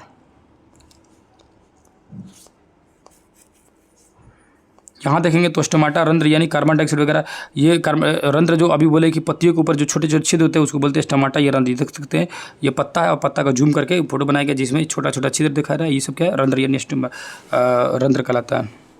आगे जी वही अब जो सूर्य बताया कि रात के समय पेड़ पौधे के नीचे नहीं सोना चाहिए क्योंकि कार्बन डाइऑक्साइड गैस निकलते रहता है। अगला चैप्टर जी 16, 3 चैप्टर और बच गया है, थोड़ी देर समय में कंप्लीट हो जाएगा। चीज़ें बेहतर लग रहा होगा तो ज़्यादा से ज़्यादा बच्चों के पास शेयर करते रहिएगा और कमेंट करते रहिएगा। यहाँ देखेंगे तो प्रकाश के बारे में बोलेंगे। यूक्लिड ने ईसा पूर्व 300 ईसा ईस्वी में ऑप्टिका की लिखी है। ऑप्टिका पुस्तक जो है किसका लिखा हुआ है, तो यूक्लिड का लिखा हुआ है, ठीक है ना, यूक्लिड महोदय का लिखा हुआ है ना, पुस्तक का नाम ऑप्टिका, ठीक है। कब लिखे थे, तो 300 ईसा पूर्व लिखे थे। देखेंगे छोटकी जो है इसे मोड़ दिया, मोड़ के दिख रही है और ये यहाँ पर सीधा सीधा दिख रही है। मोड़ के दिख रही है तो उसको प्रकाश यहाँ तक आ नहीं रहा है, जिसे नहीं दिख रहा है, और ये सीधा दिख रही है तो प्रकाश आ रहा है तो उसका साइन से दिख रहा है। प्रकाश का परावर्तन किसे बोलते हैं? देखिए प्रकाश जो आता और वापस लौट गया इसको बोलेंगे परावर्तन। परावर्तन होने के लिए कोई भी सतह होना चाहिए, यानी चिकनी सतह होगी तभी जाकर प्रकाश का परावर्तन होगा। तो प्रकाश आया, परावर्तन गया, और चिकनी और बराबर सतह होगी तो परावर्तन जो होगा एक समान होगा, समानांतर होगा। और वही अगर सतह जो होता है क्या होगा कि चिकना बराबर ना होकर सतह क्या होगा, ये बराबर ना होकर उबड़ खाबड़ होगा तो क्या होगा, असमान परावर्तन होगा, असमान। ठीक है, एक समान नहीं होगा ना, ये क्या हो जाएगा उसका, ये परावर्तन जो है बिगड़ जाएगा, मतलब कभी इधर कभी इधर हो जाएगा, कभी उधर, क्योंकि सतह जो है उबड़ खाबड़ है। ठीक है, समान परिवर्तन या असमान परिवर्तन में अंतर यही रहता है कि समान परिवर्तन तब होगा जब निचली जो सतह है चिकना। परिवर्तन मतलब क्या होता है, प्रकाश का आना लौट जाना परिवर्तन कहलाता है। आ गया जी। समतल दर्पण में क्या होता है कि समतल दर्पण में कोई भी प्रतिबिंब सीधा और ना समान साइज का दिखाई देने लगता है, सीधा और समान साइज का दिखाई देता है समतल दर्पण में। उत्तल दर्पण में क्या होगा तो बड़ा चीज़ दिखाई देगा, और उत्तल दर्पण सॉरी बोल रहा हूँ, अवतल दर्पण में बड़ा चीज़ दिखाई देता है, और वही उत्तल दर्पण में क्या होता है, छोटा चीज़ दिखाई देता है। और जैसे देखते हैं कि दर्पण ये छुटकी उसमें अपना चेहरा दिख रही है, ये कौन सा दर्पण है, तो जो शीशा होता है, मिरर होता है देखने वाला, ये होता है अवतल दर्पण। और जो गाड़ियों के बगल में जो साइड मिरर लगा रहता है उसको बोलते हैं उत्तल दर्पण। यहाँ देखिएगा तो एम्बुलेंस पे कह रहा है कि उल्टा लिखा रहता है, तो देखते होंगे कोई भी चीज़ मिरर में देखिएगा तो उल्टा आपको दिखाई देता है। क्या होता है, मिरर में उल्टा दिखाई देता है, इसी वजह से एम्बुलेंस पर चीज़ों को उल्टा लिखा रहता है, ताकि आपको उसको शीशा में जब देखिएगा तो सीधा दिखाई देगा। यानी कि जब उत्तल दर्पण में जब देखिएगा तो आपकी गाड़ी में क्या लगेगा, साइड में, गाड़ियों में साइड में लगा रहा है उत्तल दर्पण। और उत्तल दर्पण में क्या होता है, एक मिनट, उसमें क्या होता है कि प्रतिबिंब उल्टा बनता है, और पहले से आप उल्टा लिखे रहिएगा तो क्या होगा, वो सीधा दिखेगा। इसीलिए एम्बुलेंस जो होता है, जैसे कोई साइड से देख रहा है, साइड मिरर को देख रहा है कि कौन गाड़ी पीछे आ रहा है, आवाज़ नहीं सुनाई दे रहा है, मान के चलो देख रहा है, तो देखेगा कि एम्बुलेंस लिखा हुआ सीधा उल्टा लिखा रहेगा तो उसको सीधा दिखाई देगा, तो साइड दे देगा, छोड़ देगा, इसलिए उल्टा लिखा जाता है। और बहुत सारा जगह तो सीधा भी लिखा रहता है, लेकिन एक आगवा खाली उल्टा लिखा रहता है कि आगे इसलिए लिखा जाता है कि कौन देख के छोड़ दे। अब अवतल दर्पण उत्तल दर्पण समझ आ गया है ना। अवतल दर्पण और उत्तल दर्पण बताइए दिया आप लोगों को। ये गोलीय दर्पण है। अब गोलीय दर्पण हम देखेंगे जिसके उठे हुए भाग पर कलई किया गया, ये इस भागा गया नहीं, यानी इस साइड में रंगा गया। ठीक है, इस वाले भाग में रंग दिया गया, तो और इसके धंसे वाले भाग में, धंसा हुआ जो भाग है इसको बोलेंगे अवतल दर्पण। यानी धंसा हुआ भाग से कोई भी सतह को परिवर्तित किया जा रहा है तो क्या बोलेंगे, उसको अवतल दर्पण बोलेंगे। वही देखेंगे जो उठा वाला जो भाग है, उस उठा वाला भाग उठे वाले भाग को क्या बोलेंगे, उत्तल दर्पण बोलेंगे। ठीक है, तो याद रखिएगा जो गाड़ियों के साइड मिरर जो लगा रहता है वो देखिएगा उठा हुआ रहता है। क्या रहता है, उठा हुआ रहता है। आप उसको छू के देखिएगा, बाइक वगैरह का बीच में क्या रहेगा, आपको उठा हुआ दिखेगा। ठीक है, तो वो उत्तल दर्पण है, और जो धंसा हुआ रहेगा वो अवतल दर्पण है। याद रखिए, ये जैसे दर्पण को काट के दो भाग में कर दिए और बताया जा रहा है कि किधर किस साइड कलर करेंगे। जैसे अंदर के साइड में कलर कर देंगे और ये उठा वाला करेंगे तो ये हो गया कौन सा, उत्तल। और मान के चलिए कि अगर वही बाहर के साइड से कलर कर देता और अंदर के साइड से धंसा हुआ थी, हो जाता अवतल। अब ये गोलीय दर्पण की कहानी सुना रही है। गोलीय दर्पण को दो काट के अलग कर दिए तो एक उत्तल दर्पण है, अवतल दर्पण बन गया। वो बताई दिया आप लोगों को। लेंस है ये, तो लेंस से इसको उल्टा होता है। जैसे उत्तल दर्पण का जो भी काम होता है वो अवतल लेंस करता है, और अवतल दर्पण का जो काम होता है वो उत्तल लेंस करता है। सेम चीज़ उसको उल्टा होता है। लेंस उसको बोलेंगे जिससे आर पर हमें दिख जाए, इसमें किसी भी साइड में कलाई वगैरह नहीं किया जाएगा। सारी चीज़ इसको गुण उल्टा होता है। आ गया जी, अगले चैप्टर में आते हैं। चैप्टर है 17। ठीक है, पौधे में जनन देखते हैं। तो पौधे में जो जनन होता है ना, जनकों द्वारा संपत्ति उत्पन्न करना, यानी किसी भी जीव जंतु पेड़ पौधे द्वारा अपने जैसे नए जीव को उत्पत्ति करना जनन कहलाता है। अब आइए, अब ये कायिक अंग होता है, यानी कि पौधे का ये एक अंग है, कहीं और पौधे में लगा दिया जाता है या कहीं और जगह डाल दिया जाता है तो वो पौधा बड़े होने लगता है। इस प्रकार के जनन को बोलते हैं कायिक जनन भी बोल सकते हैं। जनन जो होता है दो प्रकार का होता है, एक होता है लैंगिक और एक होता है अलैंगिक। लैंगिक और अलैंगिक में क्या अंतर है कि जैसे लैंगिक मतलब क्या होता है कि पेड़ पौधा आपस में मिलेंगे, ठीक है, तब लैंगिक जनन बोलेंगे। ठीक है, अलैंगिक मतलब होता है कि जरूरत नहीं है, अपने से नया बच्चे का जन्म हो जाएगा। जी, यहाँ लिखा है कि जब हम फूलों को कलियों में देखा और जिसे फूल खिलते हैं, इस कलियों के अलावा पत्तियों के कक्षा में भी कलियाँ होती है ना। पत्तियों की क्या होती है, पत्ता जो होता है उसके कक्षा में भी कलियाँ होती है, जिसे क्या बोलते हैं, कायिक कलन बोलते हैं, कायिक कली। आ गया जी। अब यह लिखा है लेयरिंग विधि। लेयरिंग विधि में क्या होता है कि एक पौधे को जिसे पौधा जैसे बेली है, चमेली है, गेंदा आदि के पौधे को के लिए लेयरिंग विधि का उपयोग किया जाता है। आगे जी, यहाँ लिखा है मुकुलन। यीस्ट एक प्रकार का कोशिकीय जीव है जिसका उपयोग बेकरी बिस्किट वगैरह में, जैसे अभी बोले थे कि पीछे ही क्या उससे क्या हो जाएगा, खाना जो होता है सॉफ्ट होता है, नमी युक्त हो जाता है। आ गया जी, यहाँ देखें तो लिखा है पुंकेसर और स्त्रीकर्षण। देखिए पौधे में यही जो पौधा होता है ना, पादप जो पौधा होता है उसमें दो चीज़ें होती है, या तो पुंकेसर और स्त्रीकर्षण। जिसमें नहीं रहेगा समस्या है, दोनों में से कोई एक नहीं, दोनों होना चाहिए, पुंकेसर और स्त्रीकर्षण। तब वो निषेचन प्रक्रिया होगा ना, तो उसको बोलते हैं लैंगिक जनन। ठीक है, यहाँ लिखा है कुछ फूलों में स्त्रीकर्षण और पुंकेसर दोनों होते हैं। जिस स्त्रीकर्षण पुंकेसर जिसमें दोनों अंग मौजूद होते हैं उसको बोलते हैं द्विलिंगी, यानी दोनों रहेगा तो द्विलिंग, और एक कोना रहेगा तो एक लिंग बोलेंगे। पुंकेसर के ऊपर में क्या होता है, परागकण होता है। परागकण रहते हैं और इसमें नर युग्म का रहता है। स्त्रीकर्षण में अंडाशय रहता है और उसके अधिक बीजांड होते हैं जो युग्मनक होते हैं। दोनों जब मिलता है तो क्या बोलता है, जायगोट बनता है। आगे आ जाइए। अब यहाँ लिखा है कि जब हवा बहती है तो क्या होती है, उड़कर वर्तिकाग्र तक पहुँच जाती है। वर्तिकाग्र मतलब क्या होता है कि जो वर्तिका रहती है, यहाँ इसका फोटो आएगा, यहाँ देखेंगे तो लिखा है वर्तिका, परागकण, अंडाशय और ये बीजांड है ना। तो हवा चलने की वजह से, पानी की वजह से या जानवरों के द्वारा जब क्या होगा कि एक पौधा मुँह लगाया फिर जाकर दूसरे पौधा मुँह लगा दिया, तो किसी भी तरह से परागकण अगर वहाँ तक पहुँच गया, परागकण पहुँच गया और पहुँच के वो अंडाशय में गिर गया, तो क्या बोलेंगे, और निषेचन प्रक्रिया बोलेंगे। क्या बोलेंगे, ये निषेचन प्रक्रिया। अगला चैप्टर यानी लास्ट चैप्टर देखेंगे। फाइनली हम लोग पहुँच गए लो। अब इसको समझते लो। जंतुओं में रक्त परिसंचरण तंत्र मतलब परिसंचरण एवं उत्सर्जन, मतलब रक्त जो होता है पूरे शरीर में कैसे दौड़ता है, इसके बारे में जानते हैं। जैसे ये बता रहे कार्बन डाइऑक्साइड वगैरह ये सब चीज़ें हम कैसे हम लोग शरीर को अंदर जाता है, तो वही सारी चीज़ें बता रहा है, तो वो सब चीज़ें जन्म करते हैं। अब यहाँ लिखा है कि धड़कन नाड़ी कहलाता है, मतलब जो धड़कन जो चलते रहता है, मूविंग करते रहता है ना, हम लोग हार्ट बीट जो चल रहा है, तो यहाँ से आप छू के बता सकते हैं। और हमारे पिताश्री जो है ये पूरा छू के ऐसे बता देता है कि आप क्या क्या कांड किए हैं, क्या क्या नहीं किए हैं। मोस्टली मेरे स्टूडेंट बोल रहा हूँ, मोस्टली मेरे जितना भी दोस्त थे लोग, हम लोग बाहर जब रहते थे लोग, तो जाएंगे लोग मिले कि ना, तो सब जानते थे लोग, कोनो हाथ में नहीं मिलाते थे लोग। मतलब जब वो हाथ बढ़ाएंगे मिलाने के लिए तो कौन हाथ नहीं मिलाएगा, डर है, क्योंकि हाथ पकड़ेंगे, पकड़ने के बाद ऐसे धीरे से यहाँ पर कैसे चेक करने लगेंगे, है ना। वो सब पकड़ लेते थे कि आपका हार्ट बीट बढ़ रहा है, डर रहे हैं, कोई भी बात पूछेंगे, झूठ बोल रहे तो पकड़ लेंगे वो। आगे जी। तो 1 मिनट में क्या होता है, कम से कम 72 से 80 बार धड़क सकता है। उससे ज़्यादा धड़क रहा है यानी हार्ट बीट बढ़ रहा है, उससे कम धड़क रहा है यानी हार्ट बीट कम हो गया। अब रक्त परिसंचरण तंत्र मतलब क्या होता है कि रक्त पूरे शरीर में दौड़ना घूमना, इस रक्त परिसंचरण कहलाता है। अब पूरे हार्ट में देखेंगे, और ये लास्ट चैप्टर इसको थोड़ा और बढ़िया देख लीजिए। हार्ट देखेंगे, मान के चलिए ये हृदय हो गया। हृदय का 4 कोष्ठ है। क्या भैया, 4 कोष्ठ है।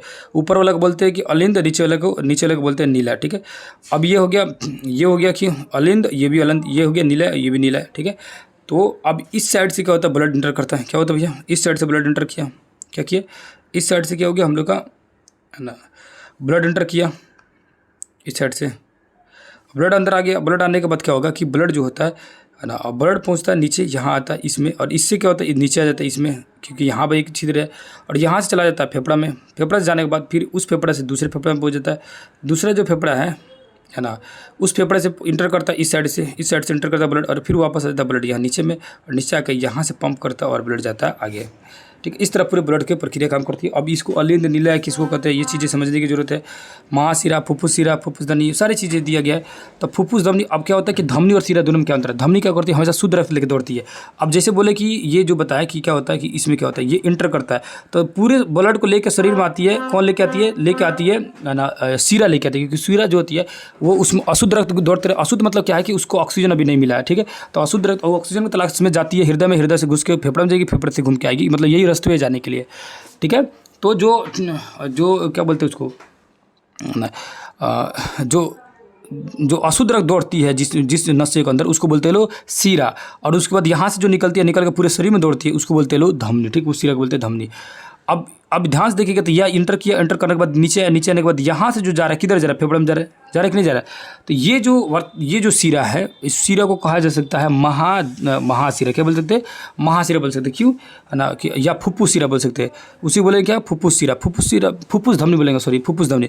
मतलब क्या है, सिंपल फिर से समझिए, फुफ्फुस धमनी क्यों बोल रहा है, समझिए। धमनी क्या काम था, ब्लड शुद्ध रक्त को लेकर दौड़ना, यानी मकसद था ब्लड को शुद्ध करना या शुद्ध लेकर दौड़ना।